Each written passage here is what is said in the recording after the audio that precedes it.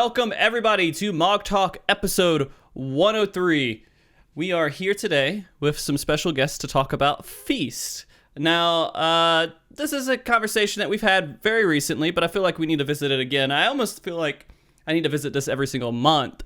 But if you guys are unfamiliar with Mog Talk is a show about Final Fantasy XIV where we discuss multiple different topics. Anything from PvE with Raiding and Savage to Mini Cacpot to PvP with Feast. There we go. That's the intro. I've introduced it to everybody who doesn't know what Mog Talk is. I feel accomplished, and we're going to go on with the actual guest conversations. Or not conversations, introductions. There we go. That's the right word. I can do it. I'm a professional. First, I'm going to introduce the person who looks like they might be most awkward about it so far, and that's going to be Kyo. Kyo, how you doing, dude? Most awkward what? Most awkward out. You're like, boy. Yeah, there we go. Kyo, how are you doing, buddy? Doing fine. So, my in-game name is Kiona Linaire on Gilgamesh server, and I am rated 1930 currently on the Feast ladder for solo queue. 1930, and this is like your first season really going into PvP, besides the last one where you kind of just tried to jump in at the end, right? Yeah, that's right. I sort of blitzed it in the last 3 weeks last season. That doesn't really count. So the season I'm actually playing. I did that too. I made it all the way to gold. Damn. Yeah, I was up to like 1,000 points, I think. 1,050 maybe. I was doing pretty good. But Kyo has made a name for himself on the Aether data center, and you guys might notice a theme. I have 3 different data centers here on the call today. Kyo would represent Aether, and then we have Chaos with Soup, who's been on the last Feast show we had. Soup, how you doing, buddy? I'm doing good, thank you. I'm Chicken Soup from Ragnarok server, and I am currently 17, I think 1,700 points. I'm not sure. I haven't played in the last few days, so around that. Fair I've been enough. busy. That's all right. You also have the title of winning the EU FanFest PvP tournament, right? Yeah, it's kind of with the current competition. It's kind of I don't know. They're easy scrubs. Gotcha. Fair enough. And then we also have another guest here who's been on the show before, but not talking about PvP, but he is very much into PvP, from what I know. Mr. Meast, how you doing, buddy? I'm good. Thank you for having me on, as always. Of course, man. Of course. So I am Mistoso. This, whatever, starts with a D. My last name, I don't even know how to pronounce it, on Primal. I have a long-standing history of PvP. I played Wolves Den for a very long time as a scholar. So that's where my healing route started. And I've played every season except 2. Thank you for calling me out on not playing season 2 earlier. Yeah. But I finished 65 in solo in season 1 and number 9 with Light Party season 1. Finished Diamond 51 season 3. And I haven't played as much this season, but I am currently ranked 75 or something, and I'm about to do my platinum promos at some point, but I really have been playing very lightly this season because I've gotten into Overwatch. But let's go back to Feast. Yeah, we don't want to talk about Overwatch. That game's old and done. No one plays that game anymore. Totally. So to actually talk about a little bit about what you mentioned, you didn't play during season 2, and Soup said he didn't play during season 2, and Kyo, you didn't play during season 2. It's okay, but for different reasons than what they had, right? Right. Right. And so, Meast, why didn't you play during season 2? So my thing was that I thought season 1 was great because it was the first time they introduced like ranked content, so that was exciting. And I felt like there was a lot of competition in season 1. I thought there was really talented players playing season 1. In season 2, because there was such a small PvP community from like Wolves Den that then even expanded larger when season 1 came around, like of literally people, even before Discord came around, there were Skype chat groups and stuff like that. And there was a tight knit group of like all of like the really good people who were just into PvP for the most part. And a lot of them were like, why would I play season 2? Like there's really not a whole lot of incentive there. They just reskinned the same stuff as far as like, MMO carrots at the end of the road, it just kind of fell short for me. And I think if I remember, I don't remember what the content was, but there was good PvE content at the time that kept me occupied, so I wasn't as interested if that makes sense. Okay, Midas most likely, right? I think that Was would've that was that Midas time? I think that was around Midas I time. think so. Yeah, should Yeah. be around Okay. that. But Soup, you were kind of in the same boat, right? Yeah, mine was a bit different, I guess. It's basically the season one has, as you guys said, the season one was great. It was new. We knew some people from PvP, and it was a new mode. A lot of people who didn't play WoWs then started playing Feasts. Mm-hmm. It was great, but the second season it was the same. Rewards are the same as you said. And also the queues were really slow, at least in Chaos. And Mhm. like the queues are slow, more people give up, and the queues get slower, and it's just impossible to find a game.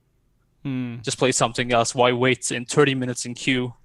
That's Sort of 100% enjoying. accurate. I even played healer and the queues were long. That's 100% accurate. And that's rough. And that's like the biggest issue that we have with PvP, which is what I want to discuss as our first topic. But first, I want you guys to kind of understand what we're talking about today.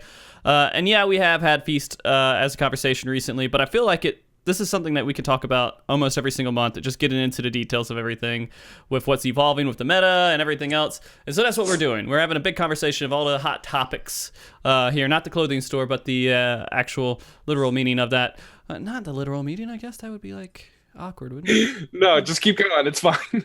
Okay, no, it's Speak it good. I've been mentally out of it, guys. I haven't had a show in a couple of weeks, and I haven't thought about Mog Talk until 2 days ago, and I felt really bad about that. And so I feel horrible for bringing you this wonderful show we're about to give you with me hosting it horribly, but it's okay. Guys, today we are talking about Feast. We're going to talk about everything from Feast chat to meta to who we hate, not really, but maybe who we like. And reasons why we are hating people is something that we are going to talk about because I have lots and lots of opinions from my recent PvP experiences. Oh, shit. Again, guys, I want to everyone here on the call, please, we're not doing witch hunting. There's a lot of people that I feel deserve to be witch hunted, but we're not doing that because we are evolved human beings, right? Upstanding gentlemen. Yes, very gentlemanly people. There we go. All right, I'm done with the intro. We're getting into the conversation now. The first thing I want to talk about, which is the biggest deal with Feast, the huge turnoff for everybody, which is the queue time. Now, queue times have seen like they haven't been too bad. I mean, you have some bad times throughout the day. Like sometimes you're waiting like 30 minutes. I've had a couple where it was like an hour, but it's just really bad times. I don't know, just for whatever moment. It actually feels like even during like the period that you think everyone's queuing up, the evening, it still feels like it sometimes I take an hour. Then the next couple of matches are like 5 minutes, 5 minutes, 5 minutes, 5 minutes. Overall, though, do you guys feel like within previous Feast seasons that the queue time has improved? And Keo, I know you might not be able to talk too much on it because you're still a baby feaster here. Hey, man, I can say some stuff. Okay, say it, Keo. Let's go. Sure. Well, I mean, you can definitely say that the Garo event brought in a whole bunch of new players, and new players means more games, means better queues in general. But I mean, ultimately, you're gated at any given time by whatever job is in the most demand. Like they're the one, which on Aether is usually healer. Mhm. We enjoy our insta queues pretty much most of the day. But yeah, I think the queues have gotten a little bit better just because of things like the Garo event and just because of the balance changes. Like there's more people playing, so the queues got a little better. Yeah. How about Chaos? Soup, have you been having pretty decent queues over there? I can't really answer this question because I play every role. Like I queue, 30 minutes, skip, change class, melee, 20 minutes, change to tank, and well, I can compare it to season 1 and 2, and it is way better.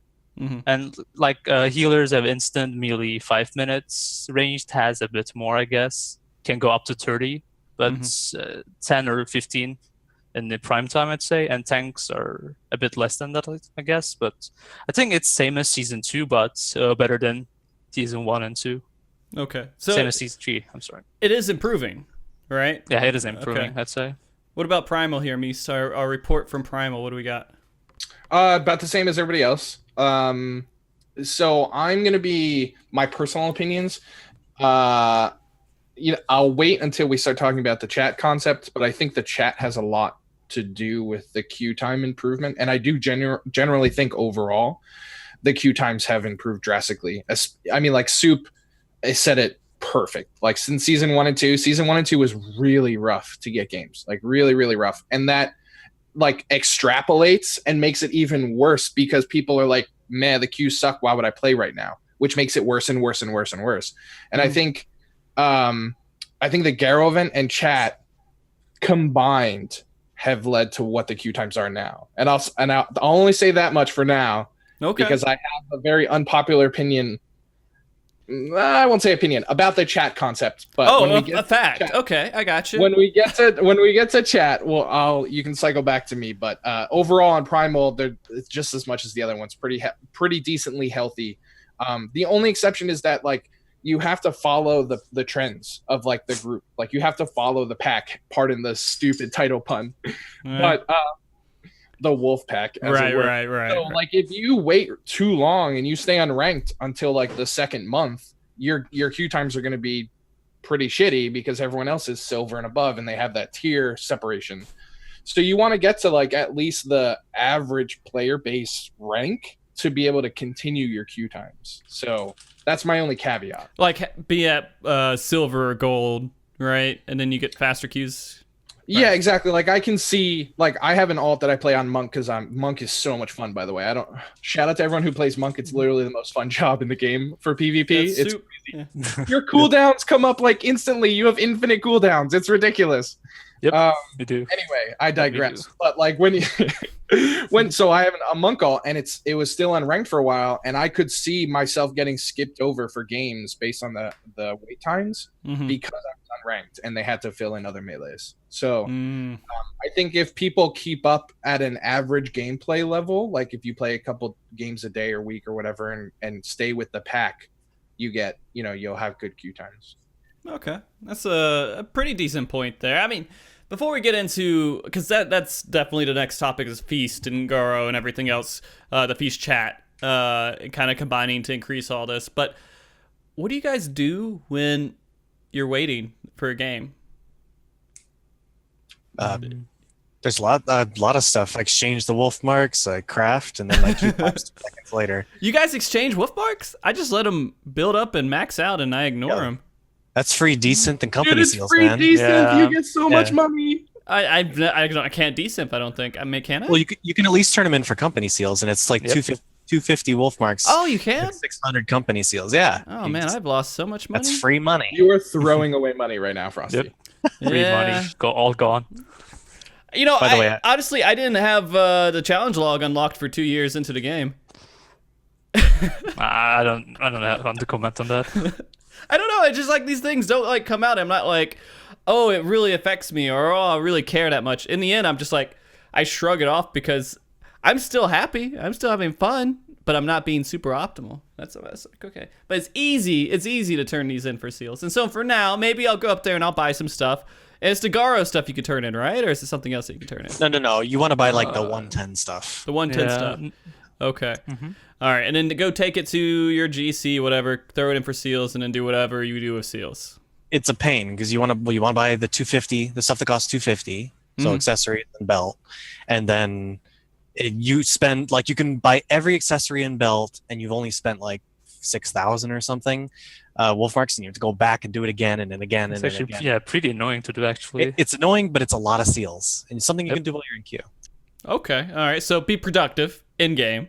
Try to get money so when Stormblood comes out, you can buy stuff, right? Dat Borax, yo. Yeah. All right, so good. Feast to make money. All right, you got money here. You got a system. You can do what you like and you can make money. Yeah, destroy all the markets, guys. All right, so what else do you guys do? Is that it? Productive? Well, I just like play other games too. Small single player games that I can pause and just wait. Okay. I just read the drama on Tryhard Discord because that's like what I do. Yep. Yeah, that's great, isn't it? That's what just talk shit all day, that's baby. Awesome. It's always trash talk. Between games, I think that's like the thing to do, right? You just go over to Tryhard. Who's going to talk shit about me now? Game just finished. I just want to see an at my name. I just want to see someone say something horrible about me. I'm ready for it. I'm on the opposite side of that. I'm the person who says your name. So as soon as you're done with match, you just go in there and you're like, man, I can't believe this stupid tank didn't cover me. No, but so truthfully, this and being very serious, the tryhard discard. So like, if you're a mature person about it, it's actually the best way to reach out and be a mature person to use it as a learning tool. Because people who come in as new players do actually want to use it as a learning tool. Like I've had somebody who I raided with for the past like 6 months who gave PvP a try this season, and we showed him the Discord and we were like, this is where you would ask questions, because he played a class that he was playing Ninja and I have no idea how to play Ninja correctly. And I was like, you're just good people in here, you can ask them. And he was so turned off by the negativity, which is, natural. People are just going to talk shit all day. But truthfully, when I finish a match and I see somebody who very clearly repeated a mistake that was detrimental to the team, in most cases it's, paladins and stacking or putting somebody on stun DR or whatever, I will ask if this person is in Discord so I can have a conversation with them on a mature level, not to flame them, not to do whatever. But if the person approaches it and meets that criticism with like harshness, or like they don't take criticism well, then you're down. I will shit talk you all day. If you're gonna. So what I do is when someone does something really crappy in the game, for example, AFK, I'll go in chat Discord. I'm like, is this person here? Just so I could be like, what the fuck, dude? But he's never there. Never. Ever. Never there. I mean, well, how does it make you feel, Frosty? How does it make you feel? It makes me sad. All right, I get really depressed when these situations happen. I want to release my thoughts, and I'll be like, hey, man, I'm not gonna. So I come at it at a situation. If he's really there, I'm gonna have a conversation. I'm like, man, why'd you do that, dude? Why are you going this way and being an asshole in Feast? And hopefully I can change his thought process, right? I can make him a better person. And that's my thought process. It's not to say, hey, fuck you, I hate you, you stupid piece of crap, hope you burn and die. It's like, hey, man, come on. Try to think about other people. It's okay. Maybe it'll sound like really condescending or something. I don't know, because I've never had the chance to actually talk to somebody when I would wanted to do that. But okay, I'm done with my thought. All right, I'm done. Okay. So that sounds good. You guys are productive, and then you talk crap and try hard, right? 2 major points. Netflix maybe sometimes. I can't. You can't? You can't talk I can't crap. I can't crap talk. Since I'm a mod, I have to be modal. Doesn't always work, but I try. I do my best. Well, I don't know. I never see you, so I don't know. Do you, mod? Maybe are you like stuck with European players? Nah, kind of. Like I'd rather stay in my data center because I don't know people in others, so I'd let others do their job. The only thing I know is that like after last time we had the show, Dark went in there and like apparently erased a database of memes or something like that, and then like apparently that's the only thing I've seen moderation wise is Dark killing the memes. Although I'm gonna be honest, that chat's fucking ridiculous. It has like a feature in there that like highlights people streaming PvP now, right? Yeah, it gives you a role and you can see yourself streaming there.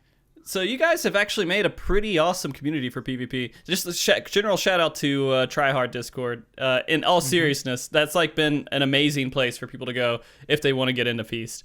And I recommend anyone who is here in the chat to go there and get crapped on by the chat there. But in all the other stuff besides that has been great. And I mean, being crapped on is okay every once in a while. You should be crapped on every once in a while.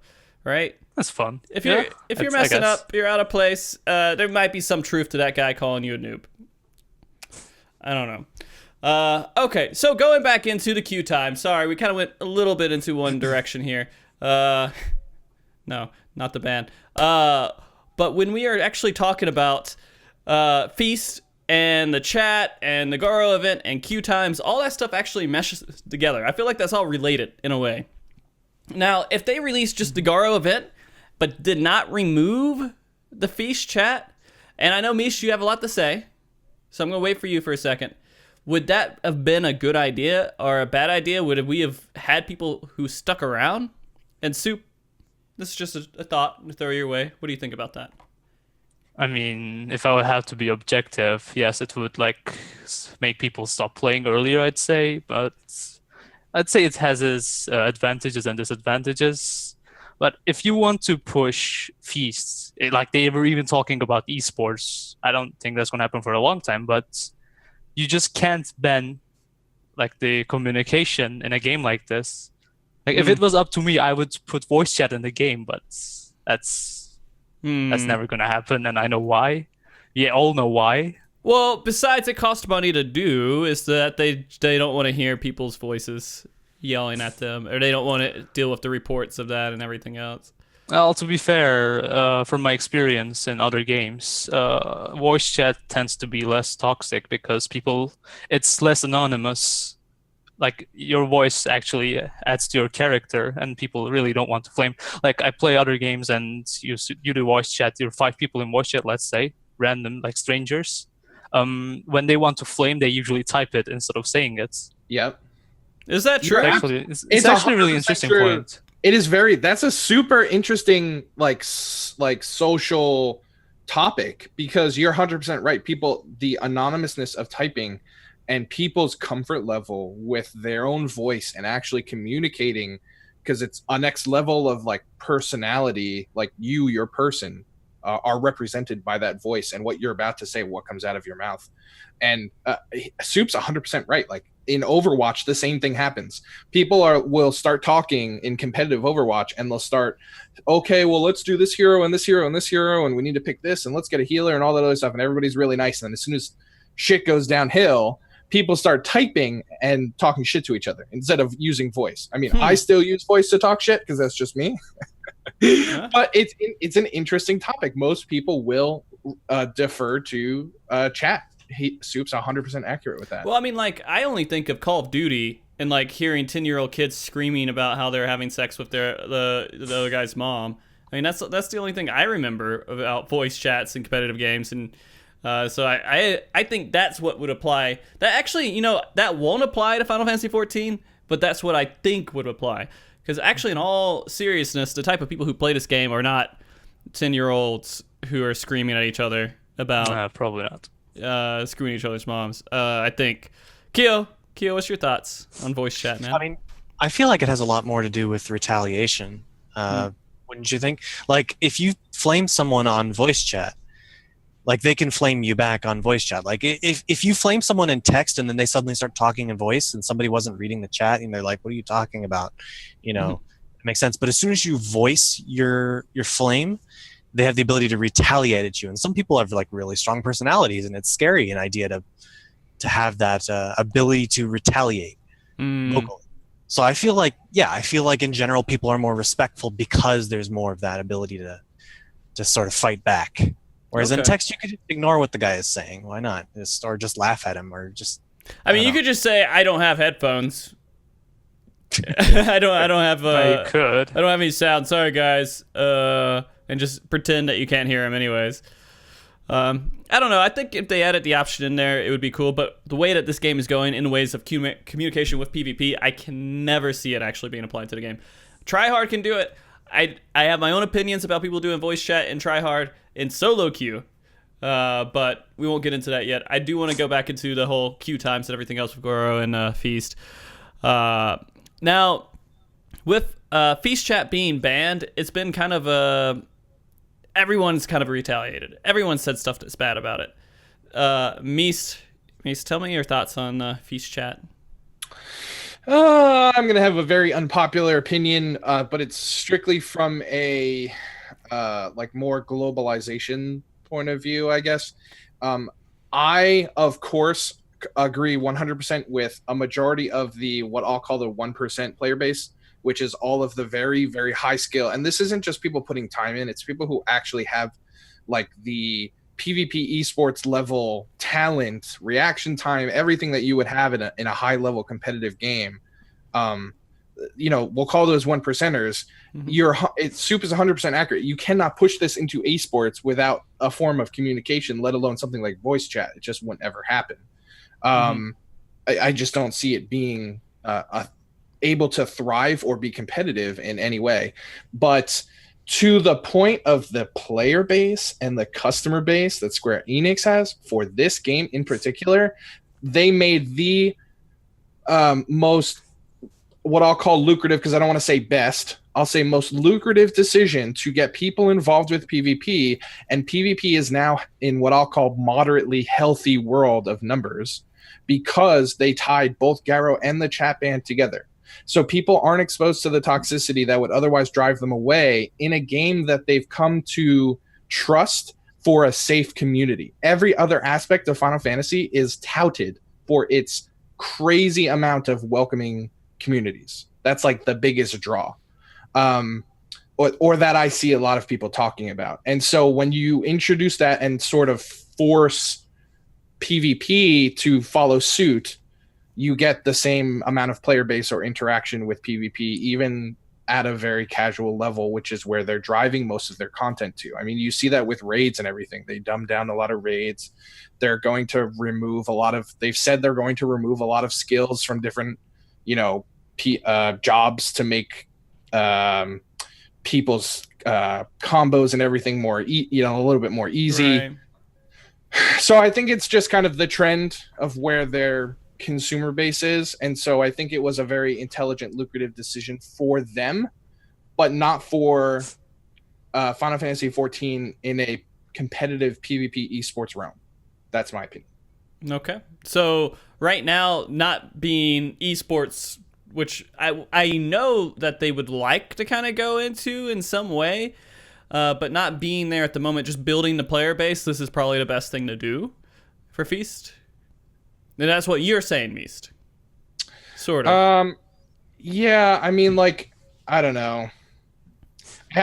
So my thing is, like, I think the player base is much, and I think that's why the queue times are stronger or like are shorter, is because you have a much larger pool of players who are sticking with Feast because it is grindable. It is literally grindable. You can get the rewards that they're dangling in front of your face by grinding. There are people who are platinum, and this is another conversation that we'll have later that I won't drill into very much right now, but you can climb to platinum and, dare I say, even to diamond with a 40% win rate. That means you lose most of your games and you can still climb to the highest tier of the ladder, which is supposed to be competitive. So they've done all of these things. They've made it grindable. You just sheerly have to play, which is the point of an MMO with a carrot. They removed chat, so you feel like a special snowflake for as long as you may live, and they introduced the Gyro event to reinvigorate people's interest into the event. So, okay, I think that perfect storm that they planned, they didn't just happen upon this perfect storm. They did all these things very intentionally. Yeah.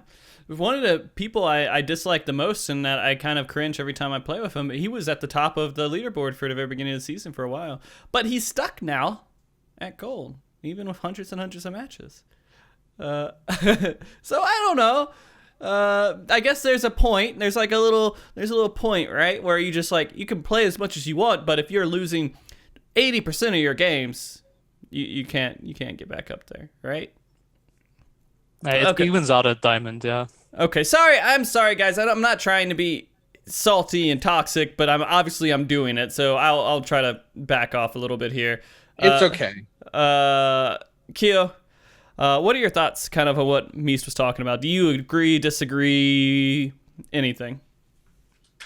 I'm really mixed feelings about the whole chat thing. I agree with some of the stuff that Meast is saying. I think that the chat ban is more new player friendly. But I don't know. I haven't really. I've seen too much of both sides of this argument that I haven't been able to really settle on where I stand. But I do think that the people undervalue the pre-canned PvP chat commands. If you can find space on your bars to bind them, they are actually pretty reasonable for communication. They're not great. I agree. They're very limited. But I mean, especially when they added the out of mana one, which everybody was asking for, and now it's in there, and it's really nice. And I mean, being able to spam fall back with that sound effect is actually pretty good at making people get the hell out of there. And so secondly, to add to that, it would be really cool if people actually put on game sound and paid attention to the chat when I'm spamming fall back. Well, that's a personal problem. It is. Yep. It is. But okay, I gotcha. Soup, your thoughts? And the macros, I'd say. I would say, Meese, what Meese is talking about, being the anti anti-supportive Feast chat at the moment, at least, kind of supporting Square Enix a little bit, right? Well, I want to let me clarify. Okay. So I didn't say, I specifically did not use the word good or any positive word Lucrative. for I said lucrative, which does not have an effect on me. So the adjective was chosen very specifically for the subject, which was Square Enix. So I am 100% in the 1% or of the 1%ers opinion, and I would much stronger prefer at high level gameplay, when you're playing all diamonds versus all diamonds, you need communication. I need to have very specific macros that tell somebody to do something. I just finished sleeping the other healer. They're on sleep DR. You may now attack them. Or I want to sleep this healer. They're off sleep DR. I want to do this. There's very custom things that you need at a very high level that you just can't get very quickly. And so I am 100% in support of restoring chat. I'm just not going to hold my breath because I think it's too lucrative for Square Enix to have it removed. There you go. Okay. I definitely 100% agree. Like, I understand why they removed it, but I disagree with it, and that's all I can say. Okay, fair enough. By the way, guys, if you have questions for anyone on the show for the topics that we're talking about that you would like to hear maybe an answer to it, go ahead and ask them. Carrara is collecting questions right now, and we'll get to it around the end of the show probably. Hopefully. All right.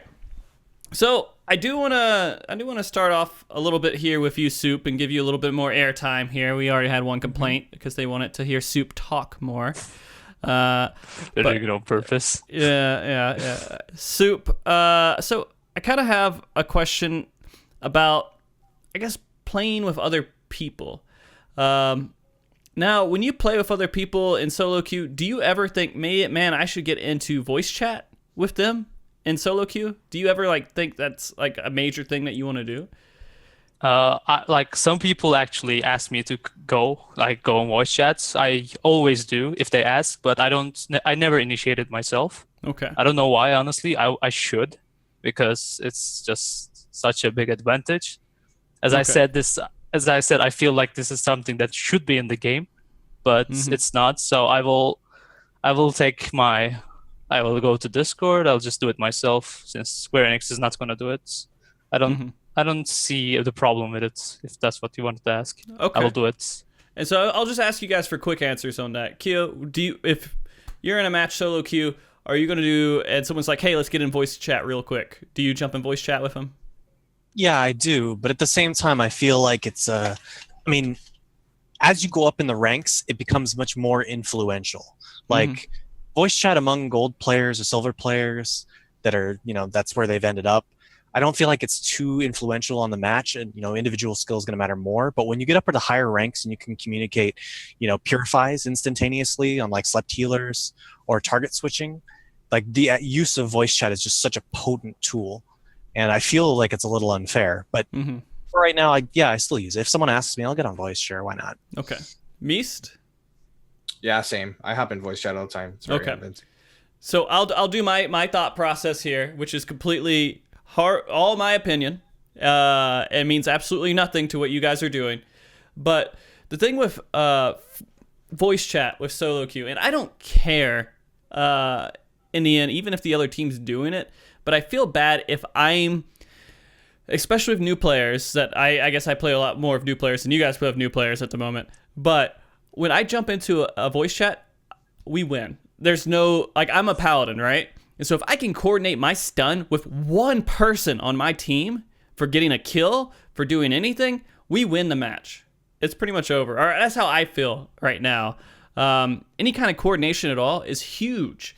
And in an area where not everybody has access to that, I feel like I'm cheating almost. I feel like I'm completely just wrecking this other person who would never have a chance because they have no way of communicating because they don't know of the Tryhard Discord, or they just don't have easy accessibility to it while they're playing, like they're on a PlayStation 4 or something, and they don't have it up on their phone and ready to go or whatever it is. So I kind of feel like at the moment, I don't want to do it just on my own principle. Am I a snob? Am I a horrible person for saying that? I understand it, but if the game design says that someone can die in 2 seconds, then you have to be able to react fast in this game, and the macros just don't cut it. If I can purify someone 0.5 seconds earlier, that can easily save one life, and I will do it. Like, there's no reason not to. I understand it gives a, like, you could say, unfair advantage. You'd be right, I guess, but I don't know. I will do it because that's how the game should be played. Okay. You think communication is a complete required thing, and the other chat doesn't have knowledge of tryhard Discord. That's them not being survival of the fittest. Yeah, they're not surviving the way they could. Definitely. But then again, you could throw in like the same argument maybe for like ACT, right? Sure. But It's everyone- about having an A lot of advantage. people. It's about having an I'd advantage. say that's different. I'll say that's different. Okay. You can get to that if you want, but I mean, the It's only your reason show. I bring it up is because it does pretty much cheat your awareness. It adds complete awareness cheats to the game. It allows you to see when other people are losing their abilities, when cooldowns are coming up, all this other stuff that you should not know unless if you're just really good at the game. And you can't use it. If you were on stage like Soup was, you're not going to have ACT. You'll have voice chat, but you won't have ACT. And so it's one of those things like, I don't know. I condemn almost ACT and PvP. But that's just me. Okay, what are your thoughts on this, guys? So I completely agree with you that you can make the comparison. Like ACT and voice chat are both advantages that are not inherent to the game. You know, PS4 player that has no access to voice chat in any way, shape, or form. Say he doesn't even have a cell phone. He just simply is at a disadvantage compared to people that can get on Discord or people that can use ACT. You know, he fundamentally has a lower chance of winning simply because of his access to tools, and I don't think that's fair. But that's why I said, like, I feel like voice chat's overpowered, but at the same time, it's something that, like, a lot of people engage in, like a lot of people do. So you're disadvantaged if you refuse to take part in it. But ACT, yeah, voice chat always enables you. It's like, it's still dependent on what you notice and tell your voice chat partner. But ACT is like this guaranteed awareness that you get 100% of the time. It's unfair. Okay, Soup. I'll say it like this: the voice chat actually requires some sort of skill. It increases, like, you have to, if you notice, like, let's say the bard is popping barrage, you say bard is popping barrage, and the tank goes and stuns him. You basically use something of your knowledge. You saw enemy player do something, and you informed your teammate. This is kind of a skill, like communication or whatever you want to call it. But ACT actually takes away the skill. You didn't see the barrage, but you heard it. Now you can go and stun him or do whatever. It's just, this is what I think. Like, the voice chat adds skill, and the ACT takes away skill. That's That what I actually want to say. makes a lot of sense, because if you're going into a competitive atmosphere, being able to communicate with other players properly on voice is a skill, and trying to be able to organize all that stuff. But actually using ACT is something that you depend on and becomes a crutch that you will not have later on. Right? Is that something? This is exactly what I think. Okay. Yeah. Misty? Sorry. I literally don't really care. I assume every player's using ACT. Really? And I see, like, a lot of people making the argument about, like, WoW and all of the add-ons that WoW has. That goes back to using ACT in general for DPS meters and shit. But ACT and PvE seems like a completely different beast than ACT it is. and It absolutely PvP. is. But the same argument exists for WoW. So, like, when you do WoW PvP, the same types of add-ons exist. So, but they can't use those add-ons in a competitive atmosphere, can they? Or can they? I don't know. I've never actually. I thought WoW add-ons were officially supported. So if you're at like a tournament, like BlizzCon, right, and they set up computers for you, do you have That's access? a good question. I have no idea. Yeah, that's actually. I'm kind of curious about that, because I would think that they wouldn't be able to get access to that. That they're supported by the game, so I'm pretty sure the ones, like, they actually ban add-ons that do things that the game doesn't allow. So I don't see why it wouldn't be allowed. Yeah, I guess so. Like, the official add-ons would probably be there for those tournaments at BlizzCon, I guess. They could actually just, like, put add-ons they Oh, want, yeah, because so there are if I some really fundamentals, official like Gladius BlizzCon or whatever. Oh, yep, Soup's right. It says official BlizzCon add-ons aren't allowed. but Oh, the okay. official ones are allowed. So like, Yeah. Hmm. Okay. So I mean that's interesting then. So even in BlizzCon tournaments with WoW, you actually can't use those add-ons to get that help. And so I wonder if people still I don't know how that works out. Does the competitive community in WoW, do they use add-ons to help them out if they're at the top rank, or do they don't use them at all? If they can't use it. probably do. Like some of them, like I know there are the mandatory ones that everyone uses, but I can't really comment on it otherwise. yeah, I can't either. I'm literally regurgitating like arguments that other people have said just for the topic of conversation, but I don't have any experience. Okay, all right. So, I mean, I guess we could table that for a future conversation too, because that's something to kind of look into. Because I'm still against having ACT in there. I'm against having any, but then again, I hated Deadly Boss mods back in WoW, even though it was allowed. I hated it. I hate like things that just call stuff out and command me to do stuff. I'm not your servant, robot. I command you. I don't want to know this stuff. I'll figure it out. Personal thoughts. That's noble of you, Frosty. Thank you. And so maybe I can imagine going back to voice chat and everything else. I can imagine doing the tryhard Discord for voice chat at like diamond level play, where I know the other team's in voice chat because they're trying to get that competitive side to it, and maybe I can get in voice chat. I'll feel more comfortable with it, but right now I still feel kind of meh. Mm-hmm. Okay, but you guys, You'll feel differently when you're a diamond. okay. When? Because I'm gonna get there, right, guys? I'm sure I will. I play. I promise you will get to diamond. You can get it. I promise you. Just got to keep playing. So let's put a little bit of emphasis on that real quick. While we're kind of near that topic, is grinding out to diamond and getting there with 40% win rates, right? So diamond, is it you lose as much as you win? Yes, it starts in diamond. Yes, diamond is the first time you actually go even. I do feel like that should probably be in platinum, and then diamond you lose more than you win. Makes a little bit more sense to me. Yeah. Actually, if you're a diamond right now, because there aren't many diamonds, you can lose more than you win. I think you lose around, like, some matches you actually use 30 points and win 25. It depends. I think it's the averages, right? So it's if you add up all the Yeah, ratings probably. on one team and you add up the ratings on the other team, it's the averages. So if you have a higher rating, you're expected to win, and then you lose more. So I always thought it was okay to not have like a 60% win rate and be in diamond, but I would think it would be around 50% is kind of where you would be, right? 50% is you're winning as much as you're losing, and you're where you should be, basically. Kind of. This is a super convoluted question because it depends on when you start climbing. It depends on whether you're intelligent enough to selectively queue, which is another topic of conversation. Intelligently enough, if you're devious enough, Meest, come on. So all these things exist, though. There are people who selectively queue. So there are advantageous times when somebody should be queuing and when you should not be queuing.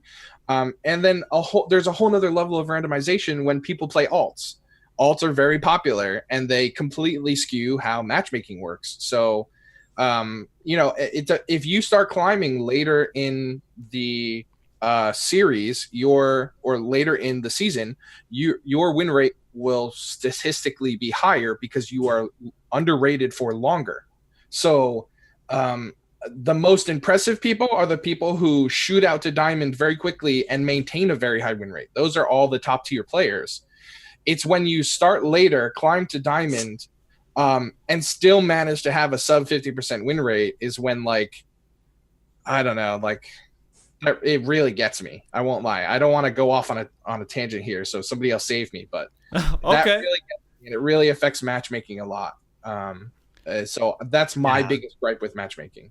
Dude, I switched over to my alt because I was getting anxiety. Like, I lost my diamond promos, right? My very first one. And I was like, man, I'm getting really stressed out about my diamond promos. So I'm going to go play on my alt for a little bit and just chill. I don't have to worry about my rating, play these unrated games. I got in some matches with some good players, and I was just like silver. And man, they got mad at me. It was the first time. It didn't even occur to me. And I was like, oh, okay. So I actually really quickly grinded my alt up to plat. And now I don't feel so bad playing it. Because you don't get in these matches where I'm like silver against a bunch of plats and I'm actually high platinum realistically. Mm-hmm. So, yeah, that was a rude awakening. Yeah, it's kind of weird seeing that too, because I'll get in a match and I'm like, all right, so this looks like a low tier match. I don't know anyone's name, so likely a lot of these people will probably be either unranked or they're bronze or whatever, and so I start fighting them, and then at the end of the match, I look at the healer's heal total and it said 0. And then the other guy has tons of healing. Some of this stuff's a little bit weird at the beginning. I feel like you don't really get away from that stuff until you get gold, right? To like that little people who queue in for their first time stuff. But to kind of go back to that point, when you guys are playing alts, it feels like you're playing at the very beginning of the season, because at the very beginning of the season, you're playing against whatever the fuck is out there. Either it's the best player in the world and then the worst player in the world. They're on opposite teams. It's very easy for that stuff to happen, and that stuff doesn't balance out until like what, a week, 2 weeks?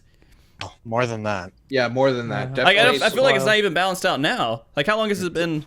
Like some people don't even start until like week 3. Like some of the really, really good players are just starting like last week, and they're climbing up, and I see them down there in silver with their like 89% win rates. So yeah. I mean, I have a 70% win rate, and I'm still at gold right now because I've been casually playing. So like, I still feel like my games are then skewed as well.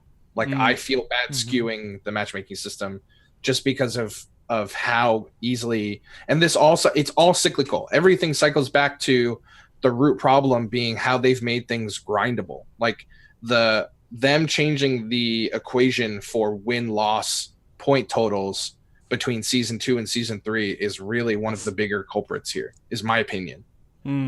Okay. So you guys think that, well, if you had to suggest how they would change how rankings work, and Soup, maybe you can comment on this. If you would change how that works, how would it change?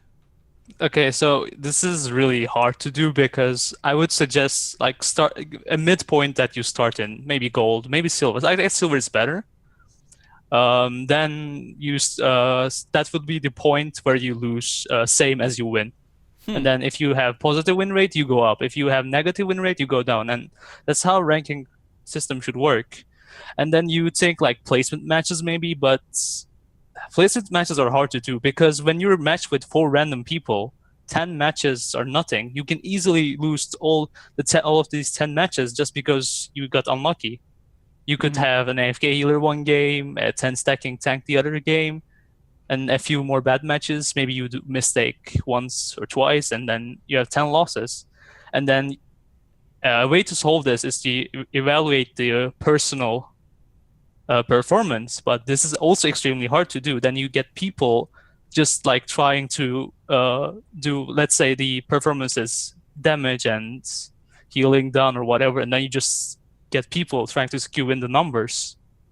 So this is like so hard to do.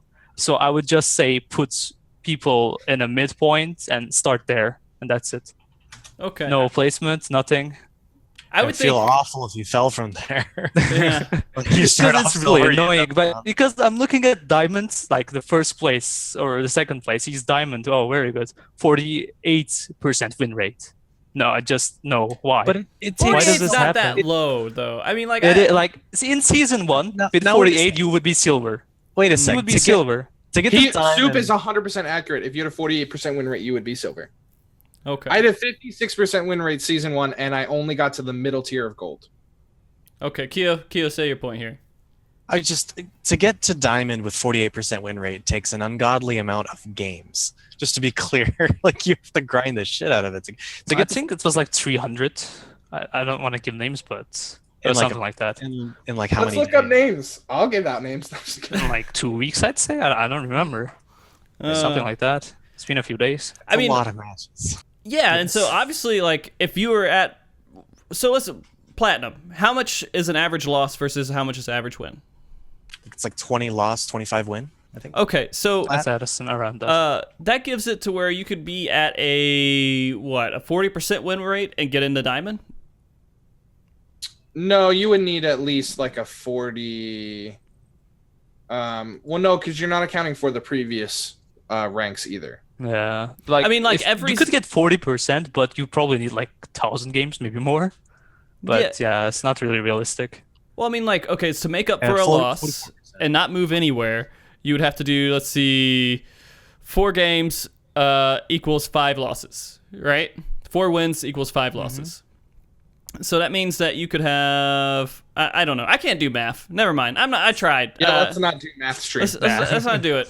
But it's kind of, I agree, that is kind of silly. But at the same time, I think silver's a little bit too low to start that, because if they're still going to match you with people who are just ranking in for the first time that are unranked, that's too low to start like putting too much of a heavy merit on you. No? It should be gold. It should be gold. Yeah, okay. No, it could be. I was just like, maybe they could just put it the midpoint of silver and gold. I don't really want to say, but it's hard to determine. It also matters when you start gaining more points than you lose. There's a lot of math behind it. It's just not something you can just throw it in right here. Right.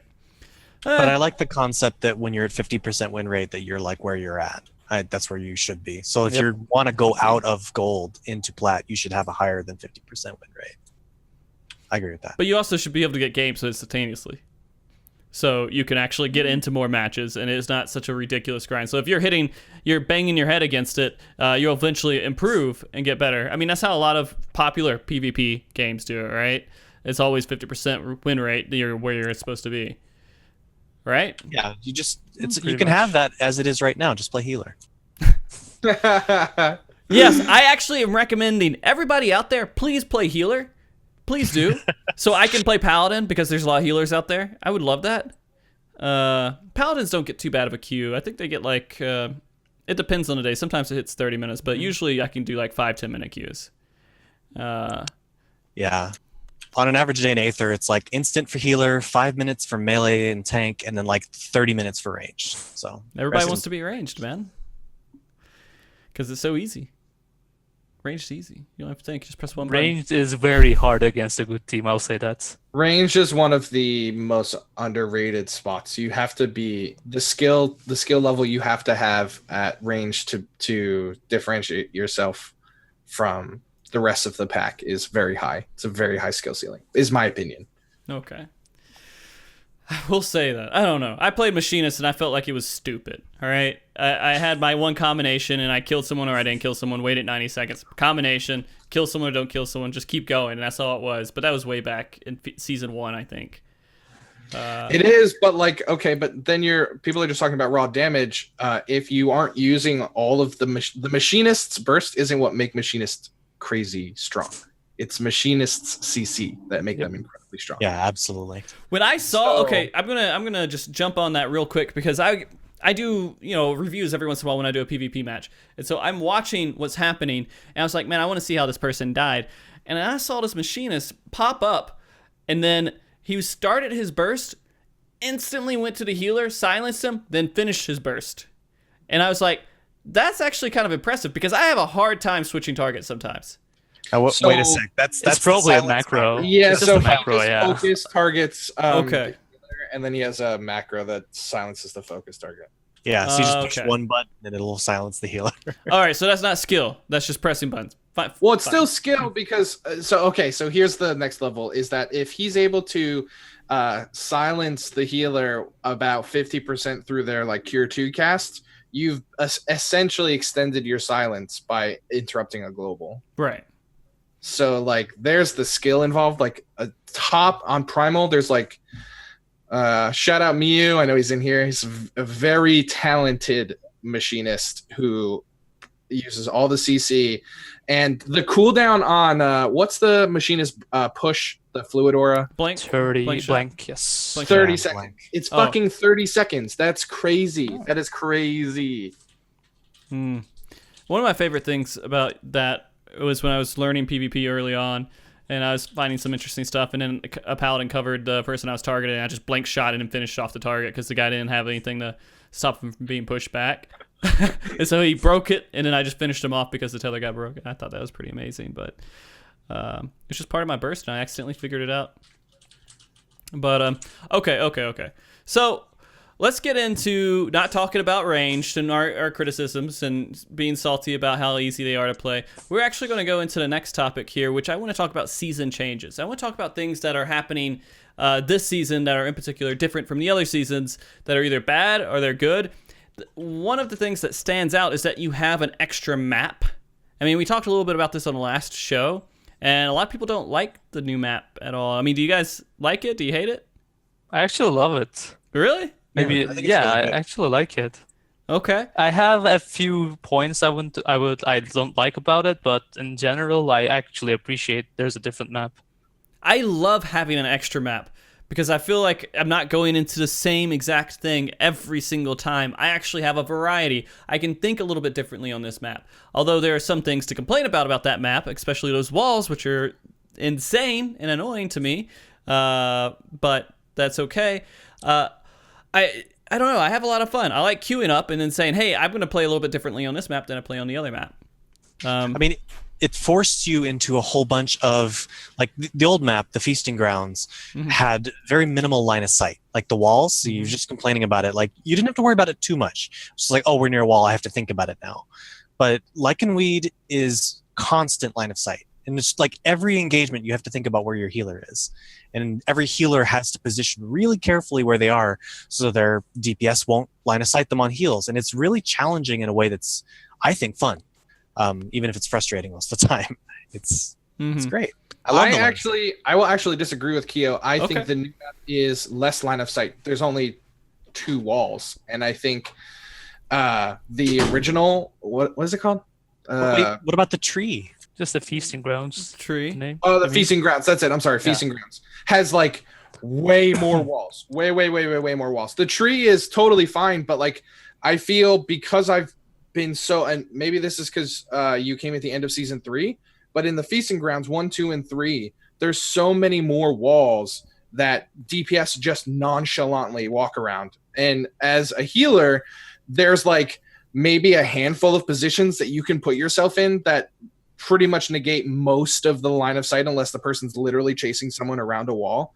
And so like my personal opinion is that I disagree, and I think I have more hardship with new players who have no idea how to deal with line of sight on Feasting Grounds than the new map. All right. Okay, I'll want to say something here. I actually agree with both sides. The melee is actually, or the melee or the range or the tank just runs away, and the healer has a hard time. I agree with it, but I also think the island there, the small island, is too open. That's one of my very problems open. I have. A black mage can just turret there, and like 90% of the map is close to you around that area. It's just really annoying. So that's why you And- have to get towards like the edge of a wall, right? You go up away towards the tree, and then you kind of hang out at the top edge of the wall, and you Like it's behind the tree, and the wall, the one end of the wall that is away from the island near the tree. That's the only points that you can actually line of sight the black mage if he turrets himself there properly. Like you have to go to the other side of the map, but other side of the map has the same problem. Black Mage is the new meta until you get to Diamond, by the way. Oh, really? Yeah, definitely. It's really strong on the new map. People have The thing- no idea how to play against a Black Mage. Go ahead, Soup. I also appreciate one more thing of the other map, even though Yeah. a lot of people hate it. A lot of people actually are mean about it. I'll say there have been things in Discord, but stealing boxes, boxes is actually something I try to do whenever I can. And I think it really brings something on the table in the new map. I actually really like it. Stealing Okay. boxes. Everyone should try it. I Everybody really agree should with be that. doing that all the time, and like it Not drives me not insane. melees. Please don't go in if you're melee. I lost games at the start because of that. I do it as a paladin don't. because no one else does it. But I mean, I mean, Not it's best paladin, a risk. please. You won't make it. Like, for example, black mage actually have a very easy time stealing the boxes, just because they can just burst it down. you know what I actually do? I don't really go over there to steal the box. I go over there to scare people. I'm like, oh shit, we gotta go fast now, and so the monk can't get his stacks as much, right? And so you kind of limit that a little bit more. The other part is that I hope that dumbass healer is there to sleep me as soon as I get over there. Like, thanks, man. Now the engagement hasn't started. Now I'm slept at the beginning of the game. Now when you sleep me next time, 4 seconds, no big deal. Come on, man. Sorry. I'll draw back. I'm sorry. Go ahead, Meest. You had something, right?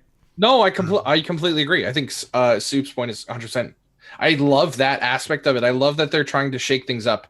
My only disagreement was that I felt to Kyo's point. Kyo's point that the Feasting Grounds was more difficult to manage for line of sight issues. That was just my opinion from season 3. Okay. I don't know. I'm so glad that they have this third map in there, and I hope that they just keep adding maps. Like every season, they're like, hey, new map. Hey, we got a new map in here. And just eventually we have this, not too big of a pool, but like three maps feels pretty good. Would you guys I want do 3 like maps? No, Keo's I like, could eh. use Yeah. not too many, but Wait, what? three's good. How I many guess. maps would you like in Feast? I mean, I think more maps is good as long as they're interesting, like Lycanweed is. Okay. Worthwhile to play in. I think that's kind of fun. Because I that was one of the turnoffs, I think, from Feast as it was before, is that you had the exact same thing every time you played. You didn't have any kind of variety at all. But On the note about boxes, though, I really wanted to say, like, when I noticed the box stealing thing was becoming a thing as White Mage, I just started running out into that front entrance near the middle where you can get to the box area. And if anybody went for the boxes, they'd have to run past me, and I would fluidor them back into my team. And I have a clip on the Discord where I got somebody killed doing that. I like fluidored them into my team and slept them. perfect. It was great. I love the way that you can do unique things like that with the new map. It's great. Yeah, and I mean, like, if I really needed to and I felt like there was a danger of someone taking a box, I could go over there and stun them. I don't want to stun them. But, like, I never go towards the boxes anymore. I used to when that first became a thing. I was like, I'm going over there and ensuring we get these boxes because I don't want our team to mess up on this. I don't want any kind of chance of that. And I would go over there and balance out the damage on the boxes. But now I just run straight to the other side, see what they're doing, and react as I'm running over there. I'm not going to do anything with the boxes anyways. I just want to scare the other team, I guess, and stop other people from going over there. Adding that effect makes this map so much more interesting than the other map where you just sit at the base and wait for everybody to be done and be like, all right, guys, I guess we're ready. Who's going to get out in front of the wall first? You know? It forces And all those- engagement. I agree. Yeah. And all those people that won't let me get my stacks in first map. So sad. I mean, yeah, Jesus. And then, like, everyone's, like, buffing up, but no one wants to start engaging or doing anything. Like, doesn't stuff fall off if you hide behind a wall too long? I mean, like, you build up all this stuff on the boxes. It doesn't matter if people just sit there not I getting just go engagement. straight and You just go don't straight get- in. All right, so I'm going to put one person on blast. Who is it? Katka, right? Guy, he loves to just, like, run straight through the map and straight to the other team as soon as possible and just go as aggressive as possible. We had a couple people like that on Primal. Yeah. Yo, man, got to get the Grease Lightning stack refresh. Yeah, right. And I'm I assuming love it. you're talking about his monk, but yeah. Yeah. Okay. We won't get into the people discussion just yet. I want to keep going on these season talks. So the other part is, of course, the adrenaline changes and everything else that kind of happened during this season. Adrenaline isn't as strong as it was before, right? You get less of a Yeah. build. Yeah, Right. it's half of what one, like they separated one box to two, let's say. Okay, so basically it's the same one box, but you have to get 2 of them to get the same effect you Yeah, did it's before good. when you Yep, definitely. got. Which is Okay. a change from preseason, which was actually very bad, I'd say. You think it's a preseason, bad yeah. decision? No. I'd say the preseason was okay. a bad decision because every box would give the same as the single box before, and you would see so many melee LBs in a game. But now I think it's good now. Okay, so it makes it to where the goals are still there, but they're not as super valuable if one gets lost, right? It doesn't change the game completely, except for Wolf's Heart, right? We'll talk about Wolf's Heart in a second. But with Adrenaline, You actually have to use your LB early now if you want to get a second one. Talking in a melee standpoint, I think if you use it as soon as you get it, you can get 2 LBs with 3 boxes. If you delay it a bit more, you can get it with 4. But if you delay it too long, you won't get a second LB. It's actually really important to use it early now. that's kind of interesting. Okay, so would that be right after the burst? You like do your initial burst and then like you'd have it up around the time to kill somebody after that, or? I don't actually remember the timer though. I think you have it around when calling comes, so 6 minutes maybe. If you get Calling box. is Calling coincides with the Adrenaline. Oh, you talking about the second LB? Never mind. No, the first LB. The first LB. Yeah, the culling is right when you're going for boxes. Like it's actually a really Yeah. interesting strategic decision, right? You go for boxes, If you get and they go for a kill, they might kill you because it's culling. Mhm. Like if they burst at the same time you're going for adrenaline, so it's interesting. So what would your everyone's opinion here. If no one died and Culling starts and adrenaline comes out, do you go for the adrenaline or do you go for the kill? I think it depends on your team comp a lot. If you have something like a paladin, you could probably afford to go for the boxes. But if you have a very fast burst comp like machinist, warrior, monk, you could probably go for a kill. It's risky. Mm-hmm. You'd have to look at your team. Do you have good players that can actually sync their bursts? Or if you don't trust in your team, you can try to get the box. But you also need to get 2 boxes. It's a long time. It's not easy. Yeah. Well, I mean, like, that's the other thing, right? If the other team's, like, so engaged in trying to get a kill during that culling part, and you can go ahead and just tag the 2 boxes and then come back and try to focus on getting the kill, in the end, you kind of win in both situations if you get a kill. But if you lose and you lose a kill, then you have 2 limit break boxes, right? But there's also the thing that getting a kill that early actually puts your team in risk, too. Like, there's so much to think about. If you, like, let's say you kill someone, you get medals, they get LB. LB is actually a higher game changer than a kill at 6 minutes. A kill at 6 minutes actually doesn't matter in most games. I just have a really hard time thinking of any scenario that doesn't outweigh securing boxes. As a healer, I think the proper use on an intelligent diamond player of melee limit break, given correct assessment of the game state, will single-handedly change the game and reserves your burst. So, like, even if you are a coordinated team, now you get 2 levels of this burst kill potential. So, like, to me, I don't even getting that first kill, it just doesn't seem as advantageous. Like, if you get a first kill and your team secures both the boxes, it's literally irrelevant and actually even probably less advantageous because the team has limit break and theoretically burst because they didn't burst and kill someone unless they bursted and didn't kill someone. You know, well, you burst the box, right? No, not necessarily. Really? No. Mm-mm. Well, I guess adrenaline dies pretty fast, right? Yeah, that's pretty low. Not to mention having adrenaline boxes and burst for the Wolf's Heart with the enemy team having stacks from medals is a really bad situation to be in. Mm-hmm. You're gonna even if you win the Wolf's Heart, you might get melee LB'd. Your healer dies. You know, a lot of bad things happen around Wolf. I'll also give another information here. Maybe a lot of people don't know. I don't know. If you want to burst the box, the adrenaline box, if you want to use a high damage spell, use it at the end because it counts overkill. So if you fell cleave it when it's 5%, yeah, it's actually counts overkill. We actually tested it. So if you, like, for example, fell cleave it at the end, you have a higher chance of getting it. Wow. So you do actual more damage at the end. It counts how much damage total was done to the box and not how much health the box actually had? Yeah, basically. If you do a 4K fell cleave and it only has 1K HP, it will count to 3K as damage done. I never knew that. Holy shit. That's crazy. I did not know that. That's a game changer, guys. There you go. Get the big hits I'm just a lonely healer over here. I don't know these things. What if, like, somebody else kills it, but your attack still goes off, but it's already, like, been depleted? I don't know that. That's really hard to test. Gotta get these custom games the thing we did, you don't want to wait.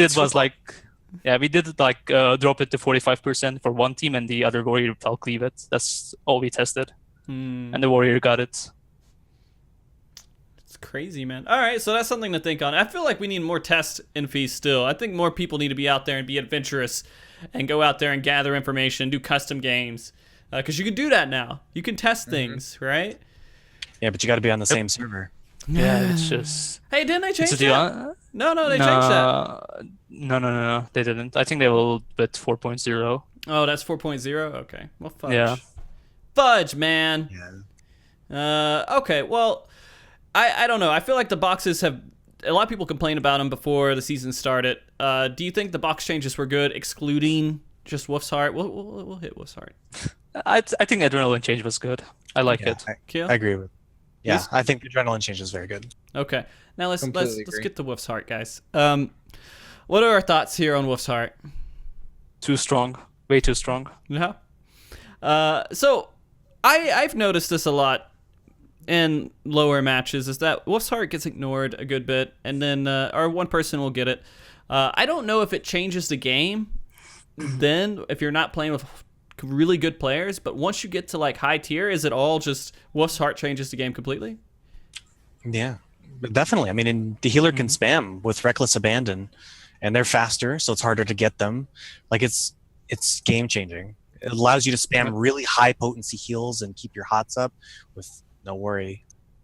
So It's really So is this just like only for healers, right? No one else should Yeah. get it? Very Very good good. black mages. Very good black mages will take over a game with a wolf's heart. Okay. Because it makes them quicker, so they can technically get away, and they can just it's really crazy for a black mage too. But at diamond level play, it's almost always going to the healer. And shout out to my boy Rum Raisin, who's probably not here right now, but every time, I don't know how, but like every time he's playing, his team secures his wolf heart for him every time. I don't understand. I don't know if he's like spamming wolf's heart the whole game so people know, like, give me the wolf's heart, give me the wolf's heart. But they give him the wolf's heart every effing game, and a Does he scholar say- with it is stupid. Like, I don't Does he save get it. Aura Blast for it or something? Does he like blast everyone away with that whole Dude, I Blizzard 2 Aura Well, I Blast? mean, yeah, so he's the one who. That's funny that you say that, because when Wolf's Den was a thing, he's the one. He's the OG scholar, and I started playing scholar when Wolf's Den was a thing before scholar blah blah blah, Mhm. and he was the first person I ever saw do that, and I was so like blown away by its potential. I thought it was the coolest thing in the world, the Blizzard 2 blast away thing. I don't know. It's just so that was a little anecdote from my past, but I'm glad you said that, Kyo.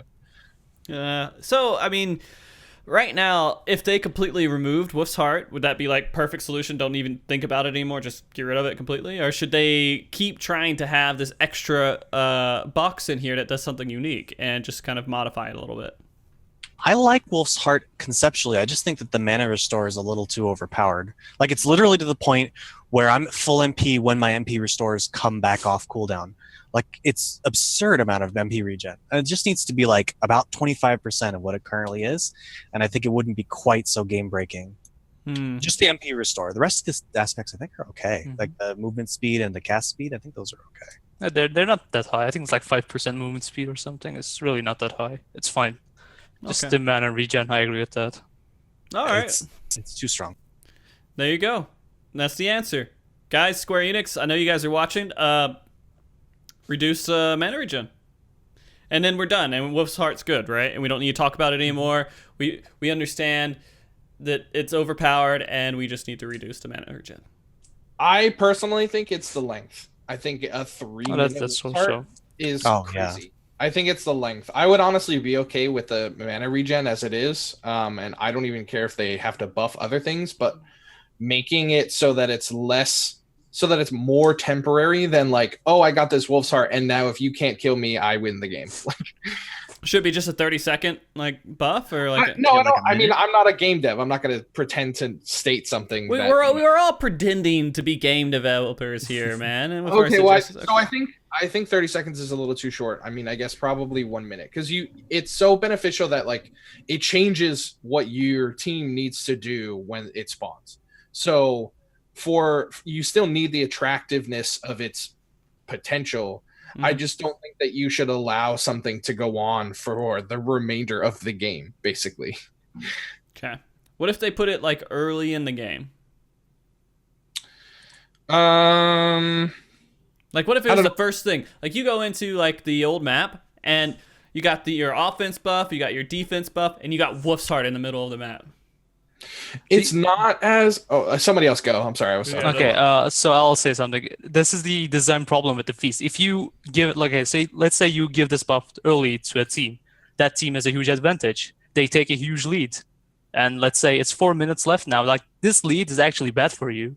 Your tank has 4 stacks. Everyone's focusing him. You're getting out of mana as a healer. It's just bad for you. So if you Your got team this actually box, focuses a 4-stack tank. Yeah, it's good pressure. If you're I not mean, it's hope. good. It's not a I bad hope decision. I hope they do. I Uh, hope they do. It runs the healer dry. I It's can't very get him to important, focus a actually. 10-stack tank. I wish. I have games like that. I just like try to forget about them fast Okay. as soon as possible. They're gonna scar me for life. Just talking about that too. How do you guys feel when you're spamming attack a target and nothing happens to that target? It doesn't really happen. Thank you for the chat, Ben. This is what I think. Like I don't know how to do it. Like I will put a mark up, and I feel like it's always worthless. I just have to hope. I gotta see what the DPS is doing and try to team up with what they're doing. But then they switch off and they go to someone else because they're like, oh, I guess I can't kill this guy. Let me just try to kill this guy now, and they just focus on that one.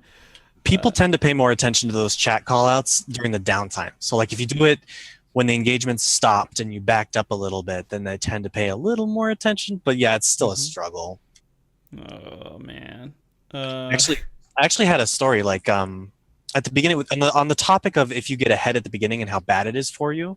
I've had this situation happen now about like 5 or 6 times, maybe more, where we go into that first engage at the beginning. You know, you meet in the middle after you got the boxes, and my team gets wiped out almost. Like maybe just the tank survives, the healer dies, both DPS die. We're down 3 kills. Enemy team has what it is. It would be 550. Yeah, 550 medals, and it's like, oh crap. You know, you think, oh crap, but I'm starting to think this is good. You know, as long as my team's not bad and we just got like surprised, the comeback is almost always so much stronger. Like we just come back and we steamroll them because they have all these stacks, and we steamroll the Wolf's Heart. And like when it comes up, you know, maybe we miss the boxes. It depends on the time of the engage, but it's almost always good for my team if we lose that first fight. And I don't understand, but I guess it's just the stacks. Yeah, I mean, it just depends. As long as the other team can't secure like another healer kill. If they get a healer kill at that point, they pretty much win because they killed a healer and killed one other person, and they got enough points to win. Yeah, but they have the stacks, so they have the disadvantage. Plus, their burst is burnt. So the very next fight heavily favors your team, the one that lost. Would it be a bad idea for people to play really like safe and like try not to do engagements until the bursts come back up if you win the first engagement? I mean, you'd have to like give up objectives, right? Which nobody wants to do. No one wants to give up boxes, and that's when you bait the first engagements over the boxes, or sorry, the second engagement. It's over the boxes. So. Okay. Oh, that makes sense. All right. So we'll get off the boxes for right now. We've been on the box for a little while. Get it? I think maybe. I liked it. All right, good. I hope somebody enjoyed it. I want to talk a little bit about the buffs and the nerfs and everything else. I've seen a lot more Dark Knights, and I've seen a lot more ninjas. Has it been a good thing to see Dark Knights and ninjas in Feast, or are we still very depressed when we see them? Ninjas are fine, but Dark Knight, I'm still depressed. Okay. Dark Knights, I don't know. I feel like they do a decent amount of damage now, right? No, Dark Knight is a good job, but it's just not a solo queue job. This is what I'm saying. It's just it just ruins your game. Like, for example, you play a machinist. It basically ruins your burst because the Dark Knight he's like, even if he does his job with Divines properly, it ruins your bursts. And I don't know. It's the same for White Mage. Your fluid aura becomes weaker. It's just requires a lot of communication, I think, and that's bad for solo. Okay. Yeah, of course. You want to minimize as much communication as needed when you're doing solo queue. Okay. Kyo, your thoughts here? Dark Knight? After the ninja, well, you want me to talk about Dark Knight? Either one. That's fine. Well, as a healer, ninja's terrifying now. Like it feels like their burst doesn't stop when a ninja's on me. It just keeps on coming. And the fact that they can do like 5 seconds of consecutive silence or something like that between Illwind and Jugulate is just absurd. How do you defend against it? What do you do? Their damage is very high. I mean, it's the same way you defend against any other melee. You know, you push them away when their Fetter Ward's not up, binds, or just straight up healing through it as much as you can. Just use your emergencies. But they feel really like offensive, but I think they're still the squishiest melee by a long shot. So there's still counterplay to them. So I think they're in a good spot. I actually really like where they're at. But Dark Knight, I'm with Soup on this one. I don't think that they fit in solo queue. But I mean, there's some people that have made it look really good in Aether. That's for sure. Meest? I'm going to go ahead and be the odd stick here. And I think Dark Knight is not there yet, but I think it's very competitive in the right hands and played the correct way. I 100% agree if somebody's going to just sit there and spam their tool set and completely ruin not only Machinist Burst, but White Mage CC. I completely agree. That really shits on your team. But an intelligent person won't really let something like that happen. And the sheer output of like AoE damage and like when somebody's grouped up, like I've experienced, like a shout out to Indra. his name isn't Indra because he changes it every 2 seconds. I don't know what his name is now. He changed it last night to something, but he's finished top 10 every single season. Mostly plays Monk, but he outputs so much damage on Dark Knight right now. So I think they're getting there. I think their CC issues aren't competitive enough, so I agree with these guys on that front. But I think Dark Knight's pretty good now, honestly. Okay. And as far as Ninja goes, Kyo's 100% right. It's so good right now. I don't know why there aren't that many really good players who switch to Ninja. I think there's probably like 1 or 2 really good players who have switched to Ninja on Primal from Monk. And it's I play differently. I don't know if you do, Kyo, but I reserve my Swift cast much more when I know that their burst is coming. So you as a white mage, you save Tetra and Swift cast. You're a little bit more conservative with those when you're playing against like silencing teams, just because you know that you're going to get interrupted and there's no effing DR. But we should cycle back to that conversation as well, because there's no diminishing returns on silence, which is fucking horseshit. Right? I love it. I love it. No, Frosty. I love it as a Monk too, to be honest. It's so good. It's like you can always count on an interrupt there, right? You can always count on it. Arm of the Destroyer. Arm of the Destroyer. Arm of the Destroyer. As long as it's still black mages, I can't complain. Oh, I mean, it's like every other CC in the game has diminishing returns. I understand the PvE concepts, why it needs to be there for PvE. That's totally fine, but fix it for PvP. It's so stupid. I don't know. That's true. Remember the Destroyers?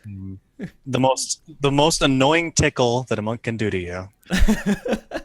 The most annoying 50 potency you'll ever get hit with. Oh my god. Okay, so you said like Ninja is strong, and I want to get the point about that. So the reason I think Monk is so strong, other than the utility stuff, is because I can burst you in 1 second. You won't know it coming. But for Ninja and also Dragoon, you can see they're lining up their burst. You need Duality, you need Mudras. You know it's coming. Same for Dragoon, they need to buff up. But Monk, I can just pop internal release, and that's my burst. My burst is ready to do. So I think this is why Ninja is still a bit weak. But I think it's better than Dragoon still, now, at least. So, I mean, as competitive people should play it now, for sure. I haven't been able to follow Ninjas close enough to be able to know, hey, I need to stun this guy or stop him from being an asshole. I think the best counter for them as a paladin always seems to be like cover the healer when he's going crazy, because then you don't get interrupted, right? You don't get the silences and everything else that's going on with it. I think you can still get hit with the ill wind even if you're covered, but I may be wrong about that. Oh, is that magical? No, it's just AoE. Oh, okay, I got you. I'm not sure though. Probably. You're probably right then. Like I always feel like I half know what I'm talking about when I talk about PvP. Like I halfway know it. And I feel like that's actually a very common thing in the PvP community. Like everybody kind of halfway knows what they're talking about. You know how long it took me to figure out that accuracy, what number I needed, and like that it mattered or not? I had multiple people tell me like, oh, actually doesn't matter, whatever. Do all crit det. Oh, accuracy matters. You gotta get 410. Oh, you gotta get 420. Oh, you gotta get 415. It's like, why do we not have this like in a solid list, like a block here? And this is your 10 commandments of PvP. Like, how does that stuff not exist, right? Or it should exist. It should exist within the game. We shouldn't be. It should not. I don't know if it should need to exist, right? Because then again, you take out the whole like figuring out part, which is part of like what you're supposed to do. Right? You're supposed to figure this stuff out.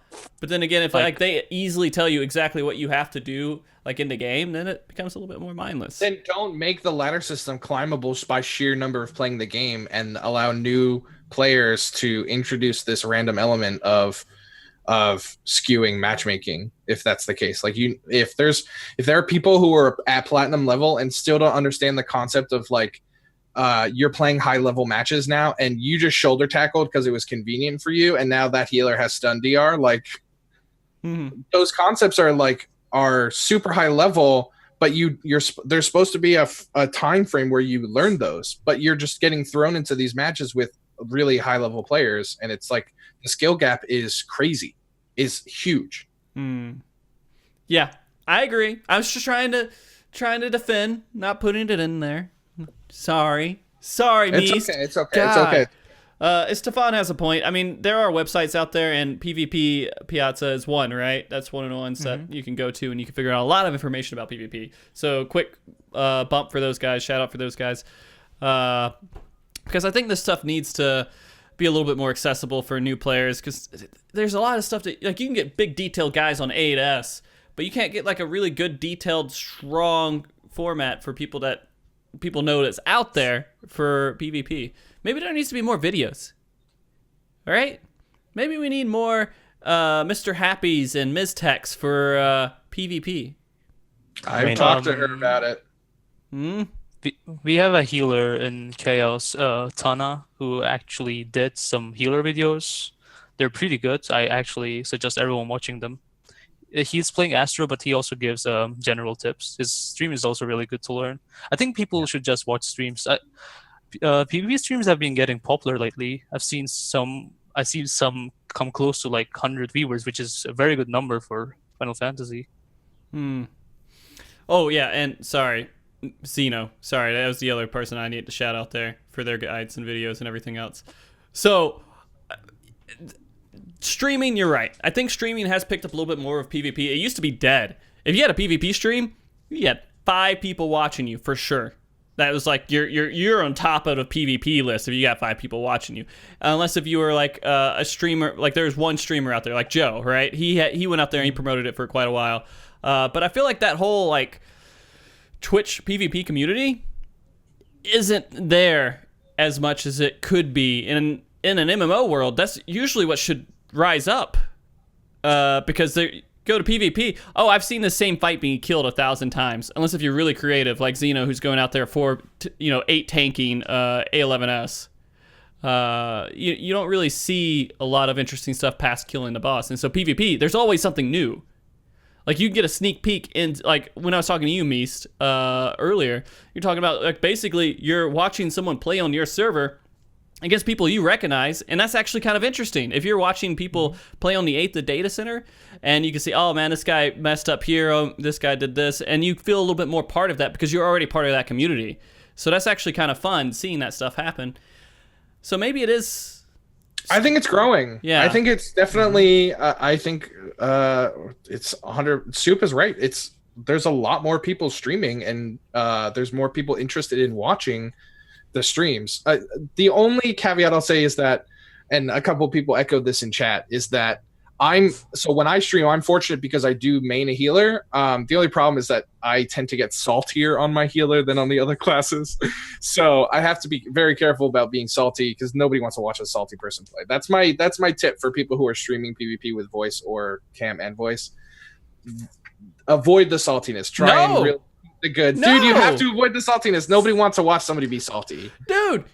All right. It's fun once in a while. If it's the only thing, and you like... As long as it's not all you do. Yeah. Okay, but if unjustified salt. Okay, you can't be unjustifiably salty. You can try to make a point, and you're at a point, and you look at the end of the match, and your healer did 0 heals. You can fucking go off on that, and that's fine. Totally, and that's entertaining, right? You, but in an entertaining fashion. Okay. Like there's times, I mean, like I will put myself on blast right now. There are times where I watch myself, and I have friends who keep me grounded and explain to me, how poorly I come across at sometimes. Like when you are genuinely salty, like say when you actually do get up to like diamond tiers and stuff, and you're playing with people who don't actually belong in those same games, with people where there's a very clear skill gap, and somebody has very strong shortcomings that allow the other team to kind of take advantage of those. And you see all of those things, it like leads to like real genuine salt, like about, like people who think RNG is actually relevant. I mean, like RNG really isn't relevant. Like, yes, the matchmaking system sucks, but it's matchmaking is matchmaking is matchmaking is matchmaking. Everybody's going to get the same shit eventually. So I don't know. My shout out to people who stream PvP or want to stream PvP. I fully encourage it. I think it's great for the PvP community. And just watch the salt. That's all. Just watch the salt. don't look like an arrogant asshole. Maybe and like I mean, like when I get salty, I mean, like some people are like asking me to shout out my signature phrase, which I won't do because I want to keep this PG. But okay, we've kept it PG pretty well so far. okay, well, I like to shout my pussy very long. Why'd you do it? Because you told me to. I didn't say. Because you told me to. I'm just And so it's you know, if you keep it lighthearted and fun, or it's your shtick or whatever, you know, like go for it, but like don't genuinely like be like, you know, like murr humbug salty about something. You know, make it fun, make it, you know, more entertaining kind of thing. So And don't yeah. be fake. Do your best. don't be fake. Try not to be fake. It works for some people and some streamers, but don't do it. Okay, so just don't be fake. Because I mean, if you see that stuff, right? You guys, you go into a stream and you can see someone's being a fake, typical, stereotypical streamer. Do you want to watch that? No, definitely not. It gets kind of old and annoying. I'd rather watch someone who is not a completely fake streamer who has like no one watching them and is actually sitting there talking and having a discussion.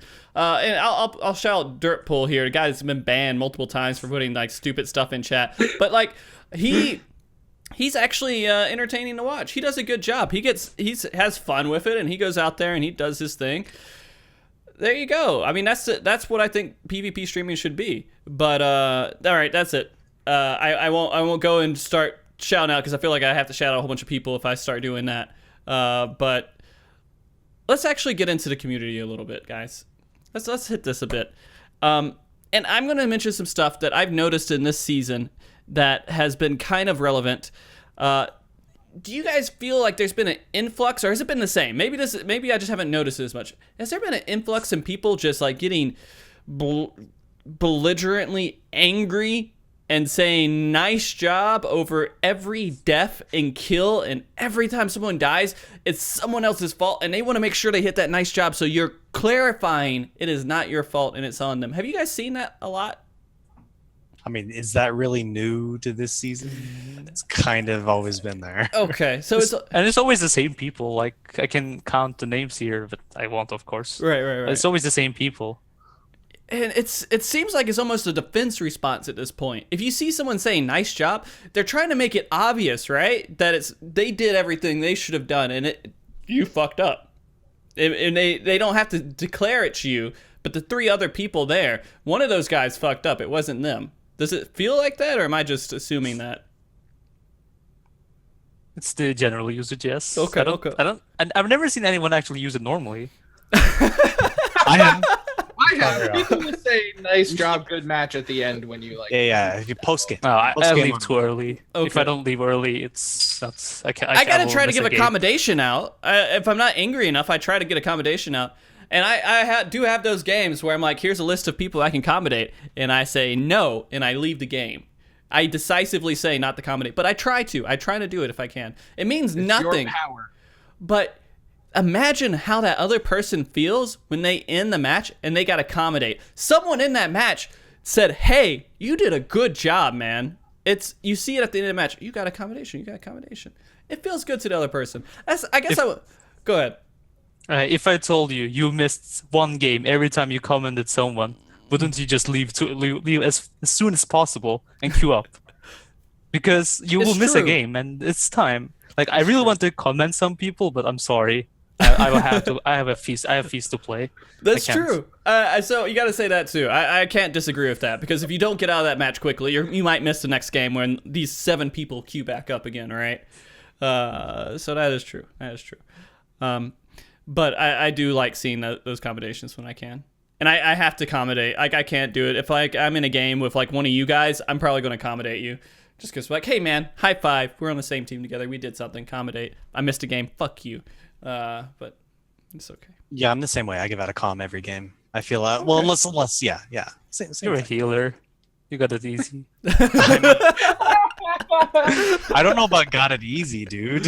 Nah, I just need the Queue queue time, times. yeah. Just queue times. Just queue times. I mean, we got the You Q wanna times, have but that we also get discussion? the ire. We get the focus of all the ire, because if I anything know. goes wrong, it's the healer's fault. And I get the nice jobs. The next match I get with the person, nice job, slap, attacking healer. All right. Oh god. So here's the other part to that too. I don't know. I always feel like the game is, if we lose, I did something wrong. I have to. There's some times where I will disagree with that. I mean, there's obvious times where the healer just sits there and does nothing, or like a DPS like never uses a cooldown. Like there's obvious times where it's not my fault, but I always in the match, if I lost, I messed up somewhere. That is why you should be diamond. That is why you should. Yeah, exactly. Everything you just said is the embodiment of what every player, every single player, every person in this channel should ask themselves at the end of the match. What could I have done to affect the game differently? What could I have done? Do not blame your other teammates, even if they did mess up. Every person messes up. But the people who are at the top of the leaderboard are there for a reason.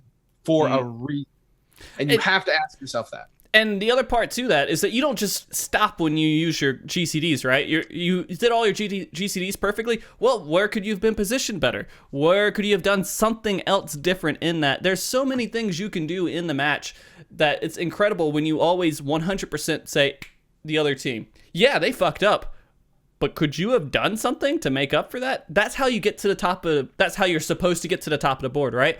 You're supposed to have more carry potential with being a good player. And when you get to the very top level, every single role has carry potential to them, right? Or that's how I feel. Like if you have, it's all player skill, because everybody's trying to play at their max, and if someone's a little bit less than their max, you're supposed to make up for the little bit less that they have. Do you guys feel that way? I know at the early tiers it doesn't feel that way at all, but... Well, yeah, at the early tiers, it's everyone against the healer. Can you kill them or kill someone on their team? And it's up to the healer to like respond and keep everyone alive. So I think in the early tiers, it's against them. But you go past gold, and it's everyone has the ability to carry the game. I agree with that part. I think that you can make a play and affect the game, especially with all the crowd control in this freaking game. In PvP, there's just so much crowd control. Even a freaking monk can AoE pacify, and that's like a big deal. I know some monks, some very good ones, that their signature thing is they notice when a scary enemy melee is bursting, and they'll shoulder tackle to them and X kick, and it just completely shuts it down. And it's like that's something where they greatly affected the match. Or they one punch your barrage. Or your raging strikes off of a caster. Seen that one too. Or your ewer. Oh my god! Like one of my most enjoyable things, and I don't use it enough, Glory Slash, right? Where you just like do a slash and you knock off buffs. I sit there and I'm just like, I'm hoping, I want to see that Raging Strikes fall off. I want to see something fall off. And it's always something that's like, hey, we're focusing this target, then I knock off their blood for blood. And I'm like, god damn it. Because, now I can't do as much damage. Or you retro an attunement off. Apparently there's a lot of... there's a lot of drama recently. So good. You guys see that shit? Where somebody... was stripped. I forget who it was. I think it was I won't say names, but I think it was an Aether person who made an alt on Primal and had ranked up on Primal playing healer, and their signature thing was stripping attunement mere milliseconds after it gets put on with retro. And I won't say names, but that's kind of scary, man. Actually, I thought that there was supposed to be a way that people could knock off attunement. Is that supposed to be immune to being knocked off? Retro does work. Retro will always strip a debuff. It can't miss. So if a healer has only attunement as their only buff, Retro will strip it. Oh, okay. So, very powerful. Whereas most other moves have to connect, like one Ilm has to hit, and Glory Slash doesn't. Well, yeah, it has to. Well, it has to do damage, right? Or I don't know. Glory Slash pushes, I think. Yeah, it does a right? push. It also strips. Yeah, it strips also off takes a buff. off a buff. Yeah. So, but it has to connect. Like if they're attuned, they have that evasion. So if it misses, it doesn't strip it. Oh, okay, I gotcha. So you're sort of gambling if you're Glory Slashing an attuned healer. But Retro's really good at it. Okay. To continue on to the stuff that has really disappointed me, is that I've had a couple of matches where people have died, and the healer just stops. He just says, "I'm done. I'm not going to do anything." We had a couple of those last season. Do you guys have any issues with that this season so far? Have you had any like really upset players that just completely just stopped trying 100%?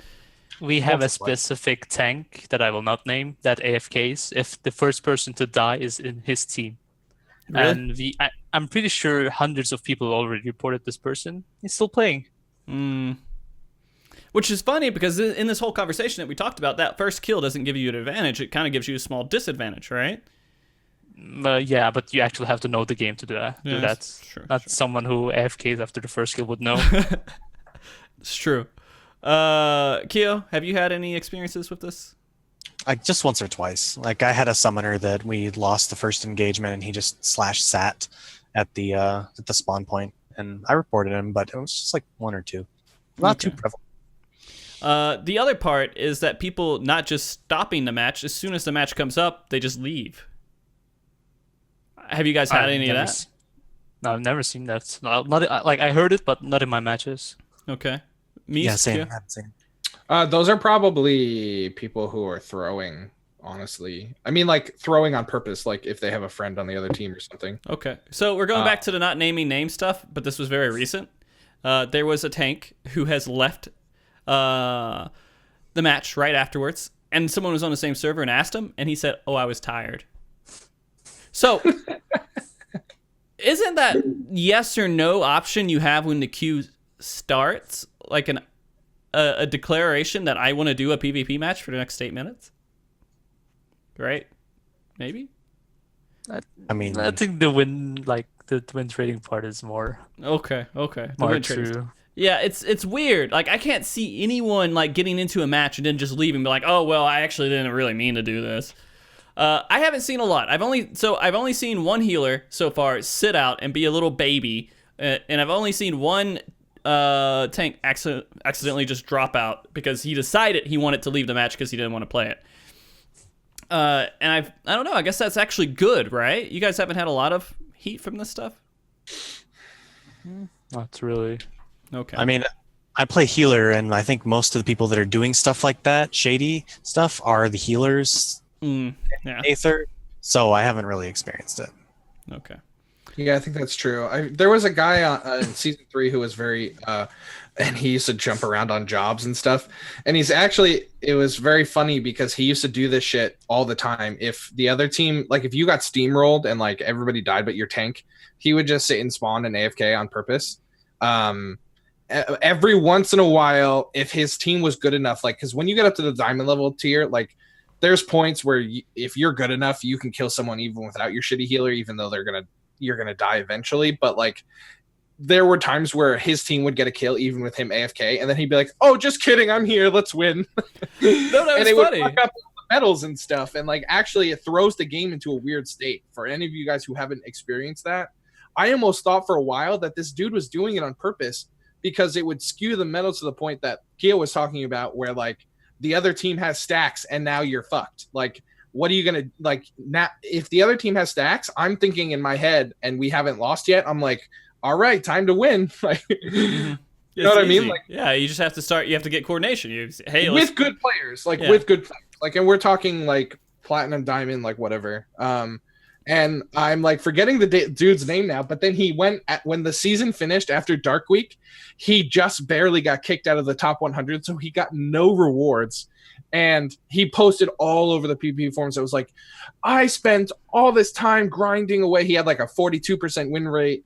I can't believe I didn't make the top 100. I was like 2 points away and all this other shit. And everyone else is like laughing at him because it's the definition of karma. Like, this dude is the living definition of karma. It was like everybody's justice moment where they were just like, oh yes, thank you. Thank you. So yeah, so we've had a pretty big experience with that last season on Primal. Yeah. Now, are these people that you've had these bad experiences with ever been in the tryhard Discord? No. No. Yes. Yes. Yes. Okay. I've had bad experiences with 2 people that are in Tryhard Discord. Have you confronted them about it? No. No. Okay. You just let it roll off. You're like, whatever. I mean, I'm not letting it roll off, but I'm not seeking confrontation just yet. Fair enough. I don't know. I always found like the people that I've had issues with weren't in there because they just aren't part of the community and they don't understand that people don't like things like this, and there's somewhat of a because there is a repercussion community-wise, because people are going to make fun of you in tryhard Discord if you're a complete asshole and you do stuff like that, and then you're going to become a meme, and people are going to just do exclamation point whatever your name is, and every time they get in there, they're going to make fun of you. But they don't see it, so it's not really a repercussion for them, which is kind of funny in this whole little roundabout way, because we don't want people to be toxic. But since they're not in there with communication with everyone else, people are going to be really toxic against them because they can't defend themselves either. But that's kind of a good thing. I don't know why. It's helped me a lot. Like, I've vented a few times in Tryhard, but I haven't done it like viciously. But I've done it in a way it's like, hey, is this happening? Are people having the same issue with the same player? And they would say yes or no, and I feel better in the end. Do you guys have that same kind of feeling? Yeah, I mean, of course. Like, whenever you share grievances you've had, and people are like, "Oh yeah, me too." Mm-hmm. It feels like Good it's to vent once in a while. Yeah. Okay. All right. So let's get away from a little bit of our salt with our friends, but get back into it at the same time. I kind of want this to be more of like, hey guys, did you realize that you're doing this? What are some very obvious missteps you've been seeing by other players this season? Mine, and I will go ahead and announce it again, has been me getting people to do DRs when they don't matter, sleeping me in positions that aren't bursty, sleeping me in bad positions, stunning me when it doesn't matter, things like this. Like, huge benefits to me because I'm baiting out these CCs that they could have used at better times. That's been my biggest thing that I've seen this season. Have you guys seen that a lot, or I'm just the only one? It gets better with time, but yes, Okay. yeah. always I happens. think the most common mistakes I see people make are just around the objectives. Either just a lack of paying attention to them or a lack of proper preparation for them. I've seen people go for Wolf's Heart and it's like guaranteed theirs. And the enemy team comes in and it's like, I ain't going to get the Wolf's Heart, so we're going to kill you. And you just all die. Because everybody's hitting the box. You know, Right. already secured because you already got in a below half. It's just... Yeah. So people still attacking boxes that are already secure. Mm-hmm. Yeah, or just in general ignoring them. Like even in high level play, I see people miss the boxes. So I don't know. How does that make you feel as a healer when you do like no damage at all? Oh, not getting the Wolf's Heart? I'm just used to it, man. That's why I was playing a whole lot of Astro. Like Astro, we can control our MP flow. The other healers, not so much. They're at the mercy of the box. Okay, fair enough. Soup, what kind of missteps are you seeing this season? Well, not I wouldn't say misstep, but I think the whole shit, like people being against the chat bans, actually stopped people from using macros. Which like there's a lack of macros. I agree with that. I can count 100 macros that we could use, but the current ones are still good enough to do a basic communication, and I see a lot of people not using them. It's just like ruins or combos or bursts or whatever you want to call it. Like I see a lot of black mages sleeping people, and then they complain about, you woke him up. Well, just do stopping this guy and I will not hit him. How can I know it's Exactly. coming? No one uses I can't stopping. always know. Yeah, like there are enough macros to actually do basic things, but it's just ignored and people blame other stuff. I don't know. I think they could use them a lot more. Yeah.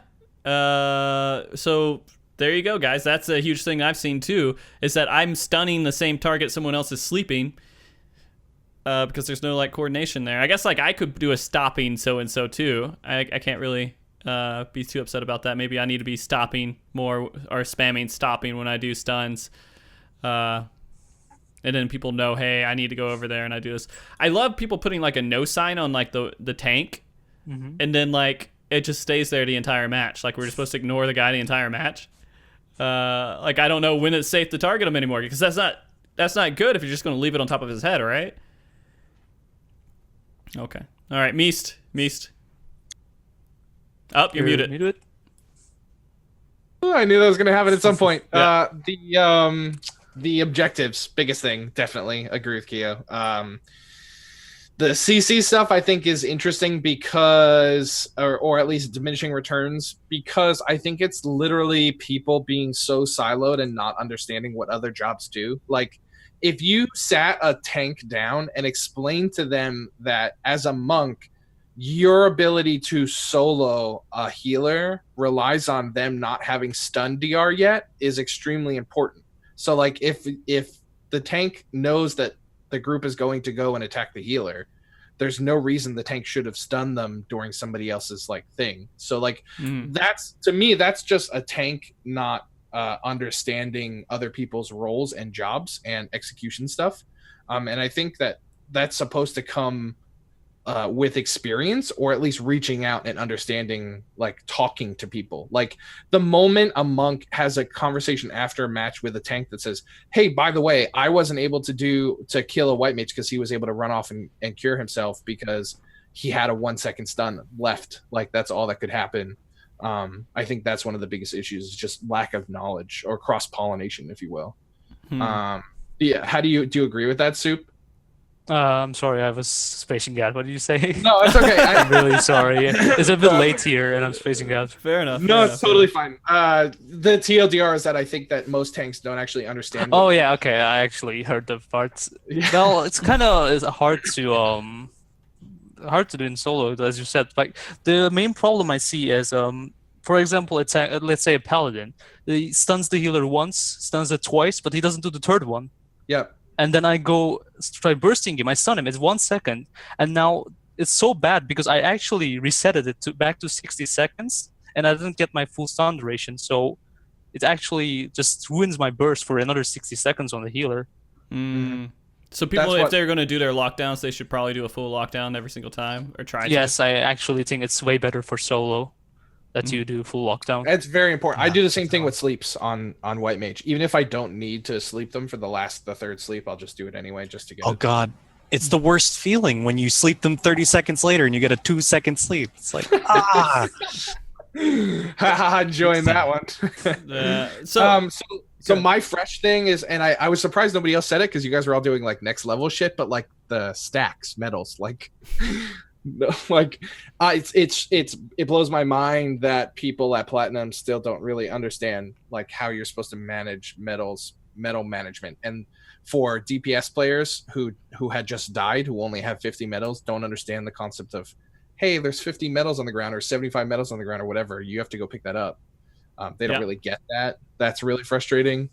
And my biggest thing at because now I'm sitting at gold or silver and stuff because I'm taking my time ranking up, is people don't understand how to play against the black mage. And black mages who are moderately good, even moderately good, will win games.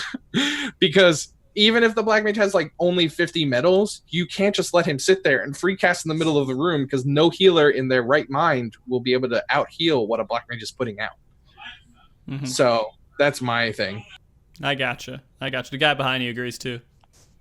Jesus Christ, he was literally just yelling down at our fucking Alexa. It's okay. I think it's pretty funny. Go ahead. I have two things written down that I know they're sort of small points, but I wrote them down anyway, so I wanted to say them anywho. Some things that a lot of people don't know that is a silly little misstep. One, the Wolf's Heart stays on the ground for an eternity. If you break the box and you don't pick up the Wolf's Heart right away, it just sits there and it won't disappear. Because a lot of people, they rush to pick it up, or maybe the healer is being pressured right when the box dies and he backs away. And I've seen the melee sit there and you can see what he's thinking. He's thinking, the healer's not getting it. He's not getting the Wolf's Heart. I better go get the Wolf's Heart. And he walks over and grabs it. And it's like, come on, man. I was going to go get it. There's plenty of time. And it's just that thing. I think it's like a minute plus that the Wolf's Heart will sit on the floor. And I think medals have that kind of reaction too. People immediately want to pick up the medals if they don't see a tank next to it. I've had to fight for medals sometimes. I'm like, guys, let me get some stacks. Why do you have 2 stacks of medals already? Just let me pick up something. But in other situations where you have someone on your team who has 25 medals total, and then a stack drops of 100, I'm hoping that guy picks it up, right?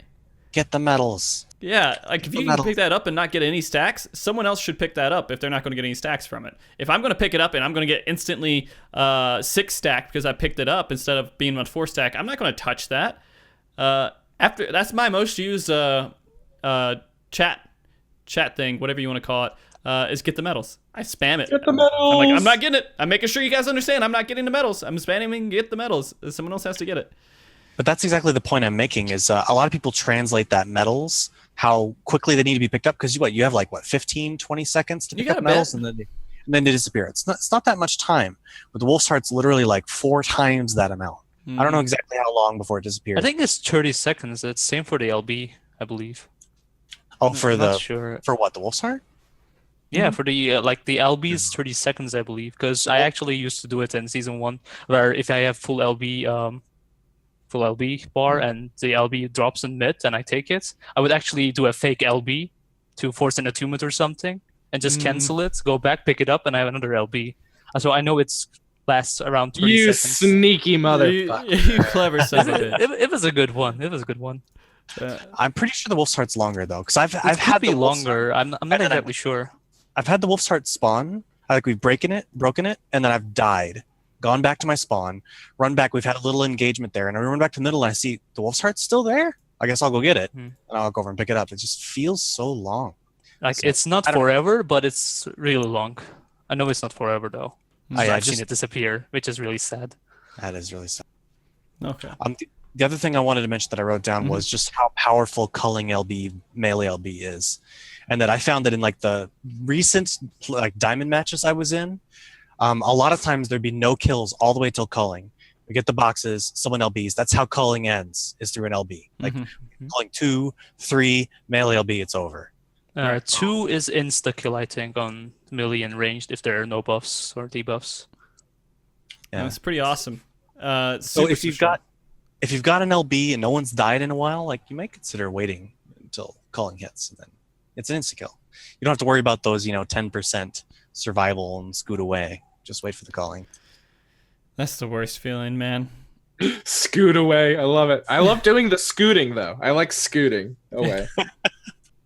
All right. So I mean, we've hit about 2 hours here. So I do want to jump towards our commendations because this is a part that I want to make sure that we do. We've done a few of them throughout the show, but there have been some pretty awesome people within Peace recently, and in lots of different aspects. Good play, good attitude, good everything. And I kind of want to start off on the one, and I'm on Aether, so we might have a double Aether here, and I'm sorry for that. But I do want to accommodate. There's one player, XY, has done a good job, mainly because of the attitude. Everything else, I don't even care. He's done really good with a lot of jobs that I've played with him, but he's also been like so fucking like good attitude. Like I don't know if I've seen like someone go in there and just like after the match, they're like, hey man, yeah, I probably could have done something every single time. Or like when you talk about it, they're like, no, it's fine. We had a good match. It was fine. Even if you lost. And so that's my little shout out there, is going in there and having that good attitude, because that makes me feel better. I hate those matches when I get into the match. I'm like, this looks like a tough match. I'm nervous. I feel really bad because I'm going to fuck this up and these guys are going to hate me after the end of the match. I feel like that sometimes, guys. But when I'm with him, I'm like, man, I'm just going to go in here and try my best. I don't care. I'm going to do what I think I can do. I like it. All right, Soup. Do you even care about anyone in Chaos? You like, fuck Chaos. Like I could commend a lot of players, their play styles or positive attitudes, but it would be too many. So I'm just I did this before, but I'm gonna say it again. I really appreciate what Tana does with his stream. He had close to 100 viewers. He did very good healing guides, and I really say everyone should follow him and watch his guides. It's very important and very good guides. Yeah, the whole healer should watch. That's awesome, because I think he. Anyone out there doing any kind of guides for PvP, definitely shout out to them.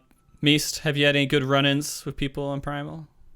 So I'm gonna shout out Velvet Velour. Actually, Okay. I know there's a lot. Like Soup said, there's a lot of people who play really, really well. And there's a lot of people who make the Primal Discord very positive in a way. There's some people who keep it negative, but Velvet Velour is a next level paladin. She does really awesome next level plays. All the typical people all play really, really well.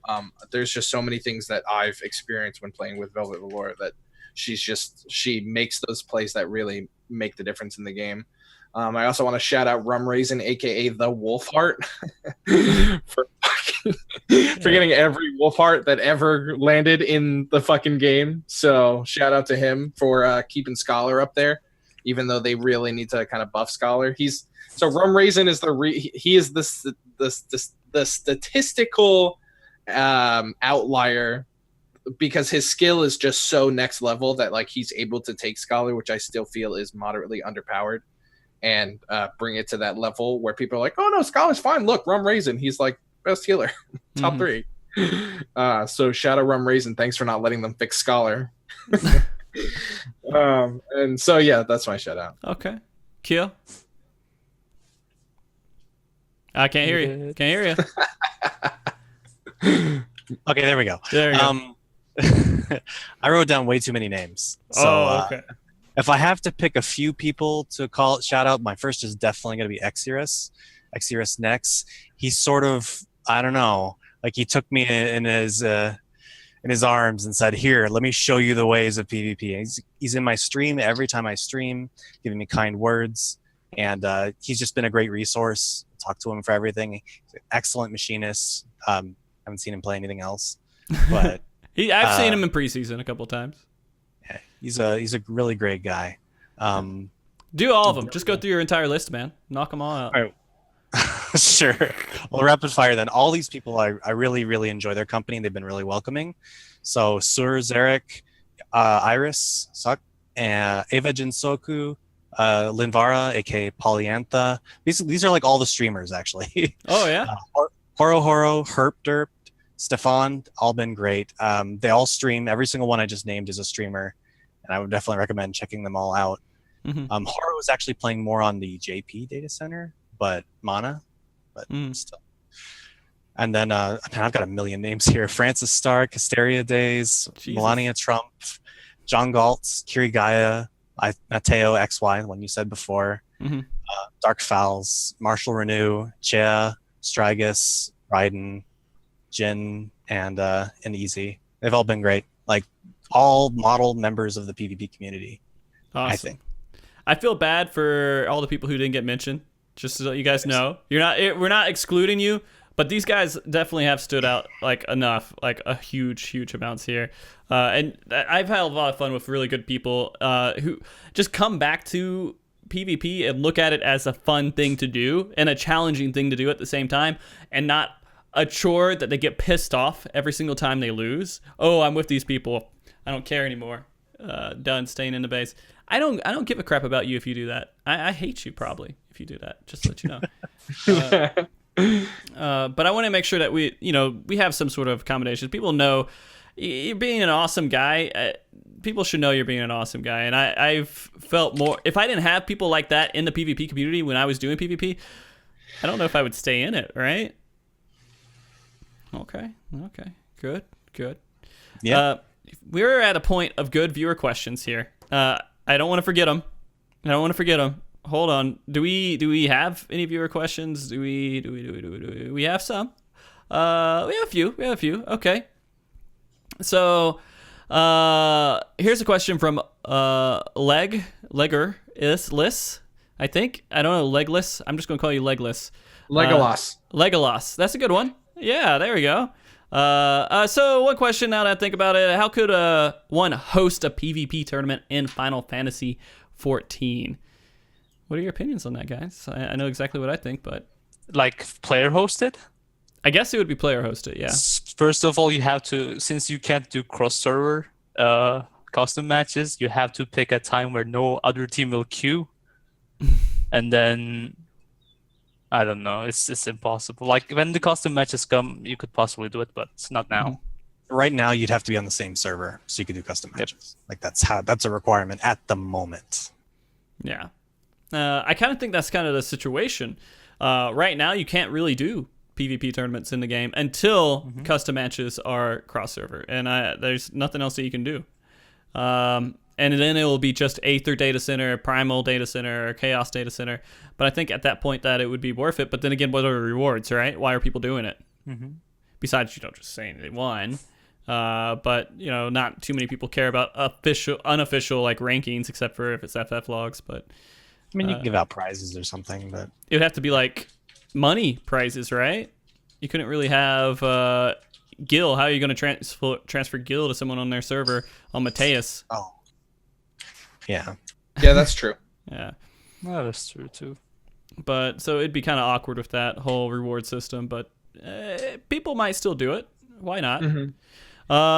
Okay, so question from Xeris. Which person on this talk knows how many medals is 7 stacks? Do you guys know what 7 stacks is? I do. I can guess probably. It's 225 probably. Yeah, that's my guess. Like it's just you can just like from understand from your matches because you see a tank 4 stacks take the medals and Mhm. you just know he'll get 7 stacks. I know if he takes like 350, it's 10 stacks, so it's probably 50, 50, 25. That's how I guessed that at least. Yeah. I don't I exactly thought know. 250 is 10. 250 is Mhm. 10. Yeah, Oh, I thought you 250 is said then- 350. Okay, yeah, 250. Oh, I'm sorry. It just messed it up. There. Sorry. Come on, guys. It's not like it's 2 a.m. or something over there. Yeah, no big deal. Jesus. All right. So next question here is I'm gonna skip all the ones that say Frosty in there for now. There's got to be one. Goka, what's your? Never mind. Oh, okay. I read that one. Okay. I know What's what it your is. 2 most hated players? Is the one actually that he said. That was the one I read.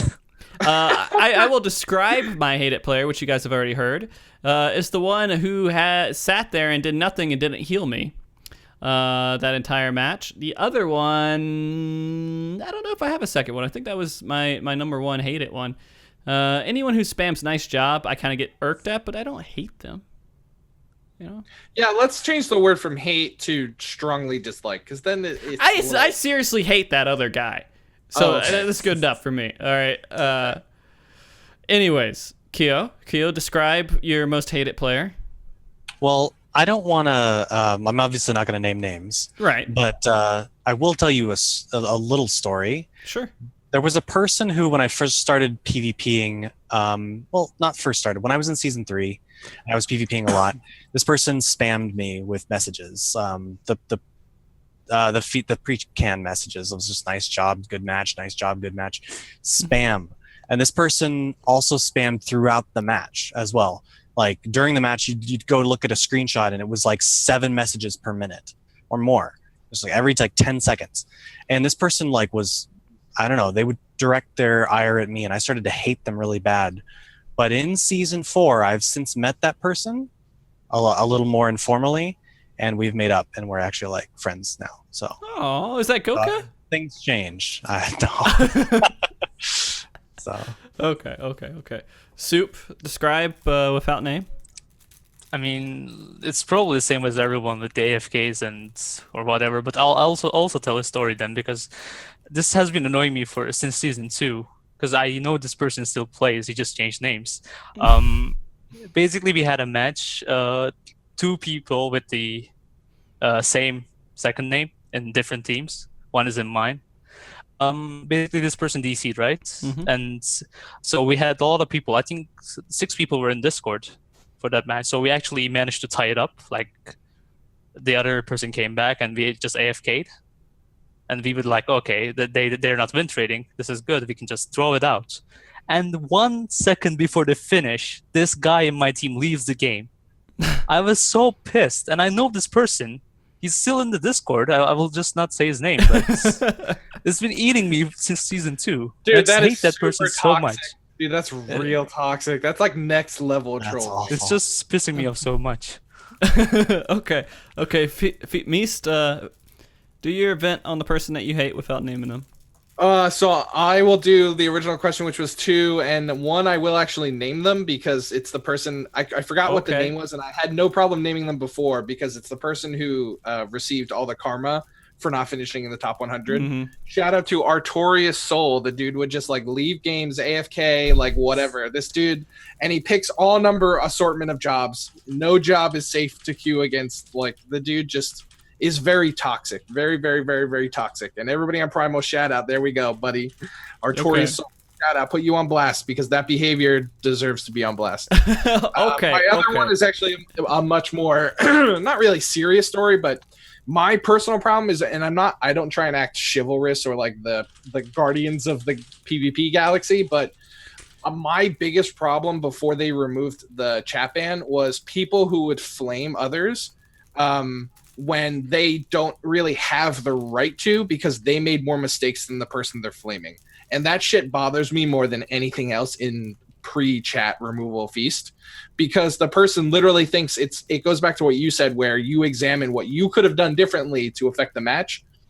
This specific person literally thought they were like God's gifted machinist because the person played machinist. I will not name this person's names because he has a couple friends, and I really don't want to ruffle feathers. But Okay. it really bothered me a lot. Like I don't know if there was underlying issues there, but the dude would go off on people in chat, just lightning fingers, and like I couldn't stand for it. So I would pick a fight with this guy, and it escalated so much that I started calling out his technical flaws. Like it's not something like, oh, you're bad, go away. I literally was like, this happened and you didn't do this. This happened and you didn't do this. Like if you can technically explain to somebody why they are not performing well, then they really don't have anything to say. Like it is a factual piece of information. Here's a review of a PvP stream, and you can watch yourself not CC this person when you were clearly supposed to CC this person, or not burst or attack the box or whatever you're supposed to do. You know what I mean?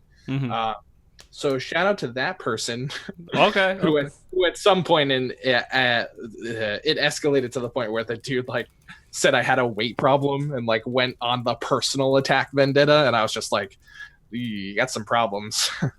So that happened. Okay. I feel that was a good vent. We had a nice little vent there. Oh, it was a good vent. It was a good vent. All right. We got Leg here again. Do we watch the salt with pepper instead of salt? What? Is that a statement? All right, you gotta try. You try again. I'll give you one more chance. If you're still in the chat, you can ask it again, and I will try to make sense of that. All right, hold on. Kyo, this is a question from Goka. Pick one, Tito or Easy. I saw that, and if you listen carefully to my shout out, you'll hear the answer. Yeah. There you go. All right, and so we got a couple questions here that I'll just kind of shoot down really quick. Paladin fanboy, is honey yellow Frosty's favorite highlighting color? No, it's not. I actually don't. I'm sorry to all Elysium here, but it is not my favorite. My favorite is I don't know, not give a shit color. I'm not into this dye war, guys. I don't do this. All right, I can't think of a color. I never dye my stuff. I don't care if I look like a Power Ranger that's tacky. I'll go with it. It makes me stand out. As long as it's got my Moogle head, I don't care. We're Okay, done. Mystic. What? Mystic had that Power Rangers outfit for a while. Okay. All right, so Dirtpool, who is Frosty? Fuck you. Will Frosty ever Super Saiyan Warrior? No, because I believe that's copping out. Anyone who plays Warrior is a cop out. All right, next one. Guys, This I'm is the sorry. best. Keep them coming. Okay, Praisol, will Frosty ever commend Praisol? No, because you'll never be on my team because you play Dark Knight, and you think you're cool because of it and special. Then, which job do you think Praisol will play for Season 4 when he returns? Probably whatever is stupid at the time. Here we go. Dark Falls, is Primal the worst PvP data center? Mies? Ooh, yes. I'm just kidding. So it's actually very interesting. I like that question, but I'll segue into something different, which is the transformation of like the core PvP groups that started in Wolves Den. A lot of people actually started on Primal and have since transitioned to Aether. And so you'll see what's interesting is people, I don't remember, I think it's Balmung. There's a very popular PvP FC called the Rum Raisin Fan Club, and the 3 letters are rum. Have you guys all seen those people? Kyo? I think so. Okay, so I don't know if the Belmont, so I don't know if the FC still exists, but a lot of people who are very familiar with Primal and Rum Raisin and everybody from like the Wolves Den era, a lot of people ended up migrating over toward Aether. And so I think like Kirito, T-Pan, like all these names that you guys might be familiar with, all started on Primal actually. And so a lot of people ended up transitioning to Aether. So for a very long time, I felt Aether was much stronger of a PvP player base for top tier, and it might still be, but I think a lot of people have come back and or just play on both to the point where it's pretty saturated with decent players at the highest diamond level. So I think both servers are pretty healthy, but I might still give the edge to Aether. But Primal isn't awful. Okay. I think chaos is the worst, isn't it? Really? Okay. No, I don't know, but it just feels like I it's would, not as I would active. actually say something. Stu, It's put 'em actually on blast. it was impossible to know this because of the ping. Like, I can see people comparing Aether and Primal, but it's impossible to do with Chaos. The ping is such a big factor. Like, people who PvP'd before EU servers came out will know it's impossible to play melee with high ping. Your attack starts going off, you start doing the animation, and it just stops. No damage, nothing. You literally wasted 2 seconds. It's so hard to play melee with ping. Right. Okay, I got 3 more questions. These are the last questions. I won't do any more. This is kind of a serious question, I guess. Webkey, I think that's how you say your name. How do people act before the match starts? I guess in that question of how people act before a match starts, that's in reference to if people are actually communicating or they're doing anything. Do you guys have a lot of people who communicate early in a match, or is it always just kind of... Yeah, sure. Yeah? How do we communicate? Well, I mean, like, how do you, like, do people actually say stuff? Do people, like, actually say, hey, I'm attacking healer, or hey, I'm doing this? Do you guys have a lot of experience with that, or is it more just people are silent, not doing anything? Because I've had a lot of silent matches. I mean, even if you say it, like, it also depends on who got what buff. It's really no point saying it at the start, I think. There's nothing to talk in the start of the match. Oh, okay. See, I will disagree with that, Soup, only in the lower tier when... So what you just said is relevant when all players are relatively equal skill. But when you are still climbing ladder where people might be unranked or something, especially if you get like a good underrated black mage on the other team, I don't care if he has 100 attack buffs or defense buffs. I'm going to tell everybody to be attacking the black mage. Similarly, if you are on a team and you know you're going up against a weaker healer or a newer healer, unfortunately, it's a competitive game, and I want to take advantage of that. So most people will say attacking healer, regardless of whether the healer gets all of the buffs or not. In those That's lower fair tiers, point. I've seen that happen a lot, and like I would personally want that to happen. Like if you are playing against a healer that's not as strong, and you want a competitive advantage, you want to pressure that healer. Is my opinion. Yeah, exactly. I just wanted to add to that like if there's a weak player on the other team in general, like for example, there's some people on Aether who are known bards or machinists that leave blood for blood on and they don't click it off. Ninja as well, or a weak healer just in general that we know is weak to pressure, or just anything like that. They'll call that at the start just to let everybody know on the same page. You know, this is a person of focus. So I'll be like attacking so and so. Sometimes a tank will say stopping healer. Just means in the first burst he's going to go stun the healer or something like that. But I think like half the matches there's communication and like half there's just nothing. My experience anyway. Okay. Next question here is from Kyoka Star. There's a kappa at the end of this, but asked, is melee LB really OP? Yes, right? Yeah? No? Yes. I It's think pretty I think OP. where it should be. I think it's okay. I personally think it's okay. Okay. I mean, it depends on how you look at OP. It's the single, like, it's the strongest game changer, I'd say. But if that's OP to you, that's fine. But I think it's okay. Now, like, it was bad in season 1, but now I think it requires some sort of coordination with your team. If your team doesn't help you, the melee LB won't do anything. Yep. Unless we're calling. Yeah. Unless it's Colin. That's true. Yeah. Okay, last question from Salamander Farts. What makes a good warrior? Hard question, though. Somebody who can solo me. Someone who can solo a healer, right? Yeah. I do my best. If I see Berserk on, I'll go over there and try to stun him. I think there's a lot that makes a good warrior, though. Like, good warriors keep up pressure even outside of their Berserk windows. They utilize their Storm's Eye and Storm's Path effectively. They don't Butcher Block as much. I think a lot of newer warriors lean too hard on Butcher's Block and negate just how good Path is on a DPS that's bursting. It's huge. It's like anti-blood for blood. Yeah, I love that stuff. I mean, I try to get Halone on people when I can. They're like, hey, look, I got a little bit of downtime. I have full mana. Might as well get a Halone before a burst happens, right? And I'm not losing DR on it. Halone isn't one of those that, doesn't get hit by DR, right? And so you can just kind of keep that up on people. If you have extra time, might as well. I'm not going to get to the top of boards as a paladin anyways, unless if I'm a bad paladin. But it's like even a warrior that's outside of their burst window can still pressure with Storm's Eye and threaten a Fell Cleave, because throwing on GCD into a Fell Cleave on a target is a substantial amount of burst that most other tanks can't do. So, I mean, when you're against a good warrior, you feel like you're under this weight of extra damage compared to any other tank. It's just of burst damage. And also, like, you will get this random Fell Cleave that cancels your cast, which is actually really annoying.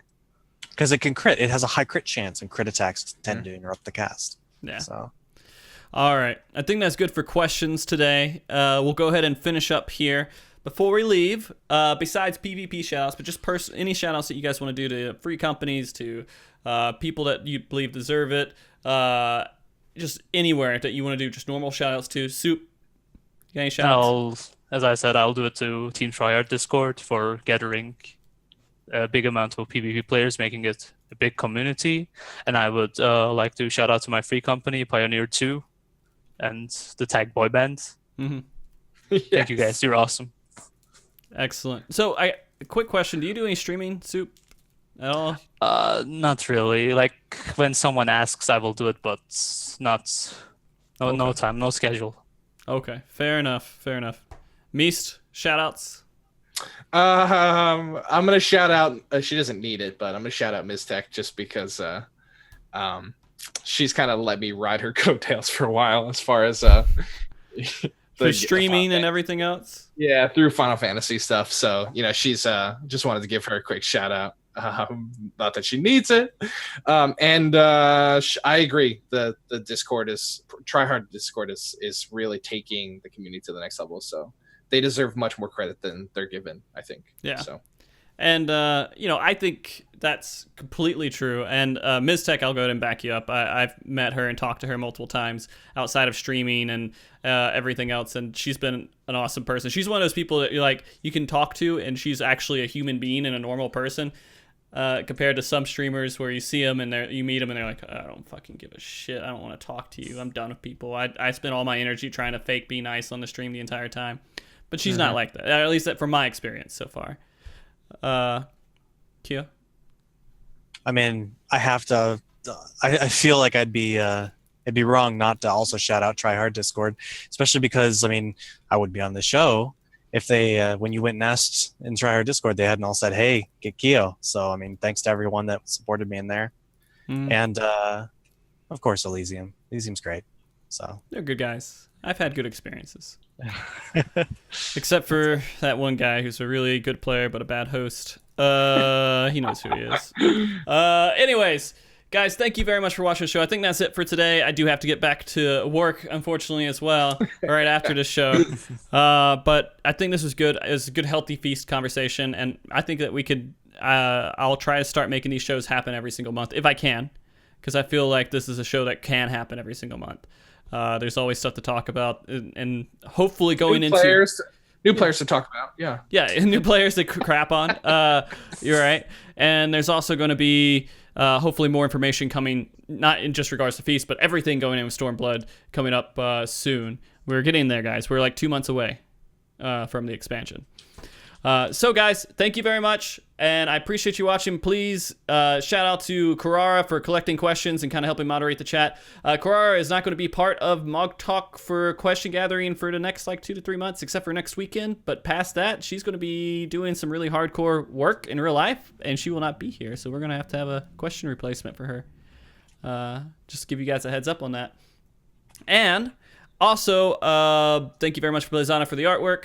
Thank you very much for Andre Kane for letting me use your music in the intro and the outro here. And thank you very much for everybody watching the show. You guys have been amazing. Everyone who hosted, everybody supporting the show, you guys have been amazing. And we will do a host. I'm going to go to the credits and we'll discuss who we're going to host. But for now, we're going to do awkward waving and say goodbye. Bye, guys. See ya. Bye.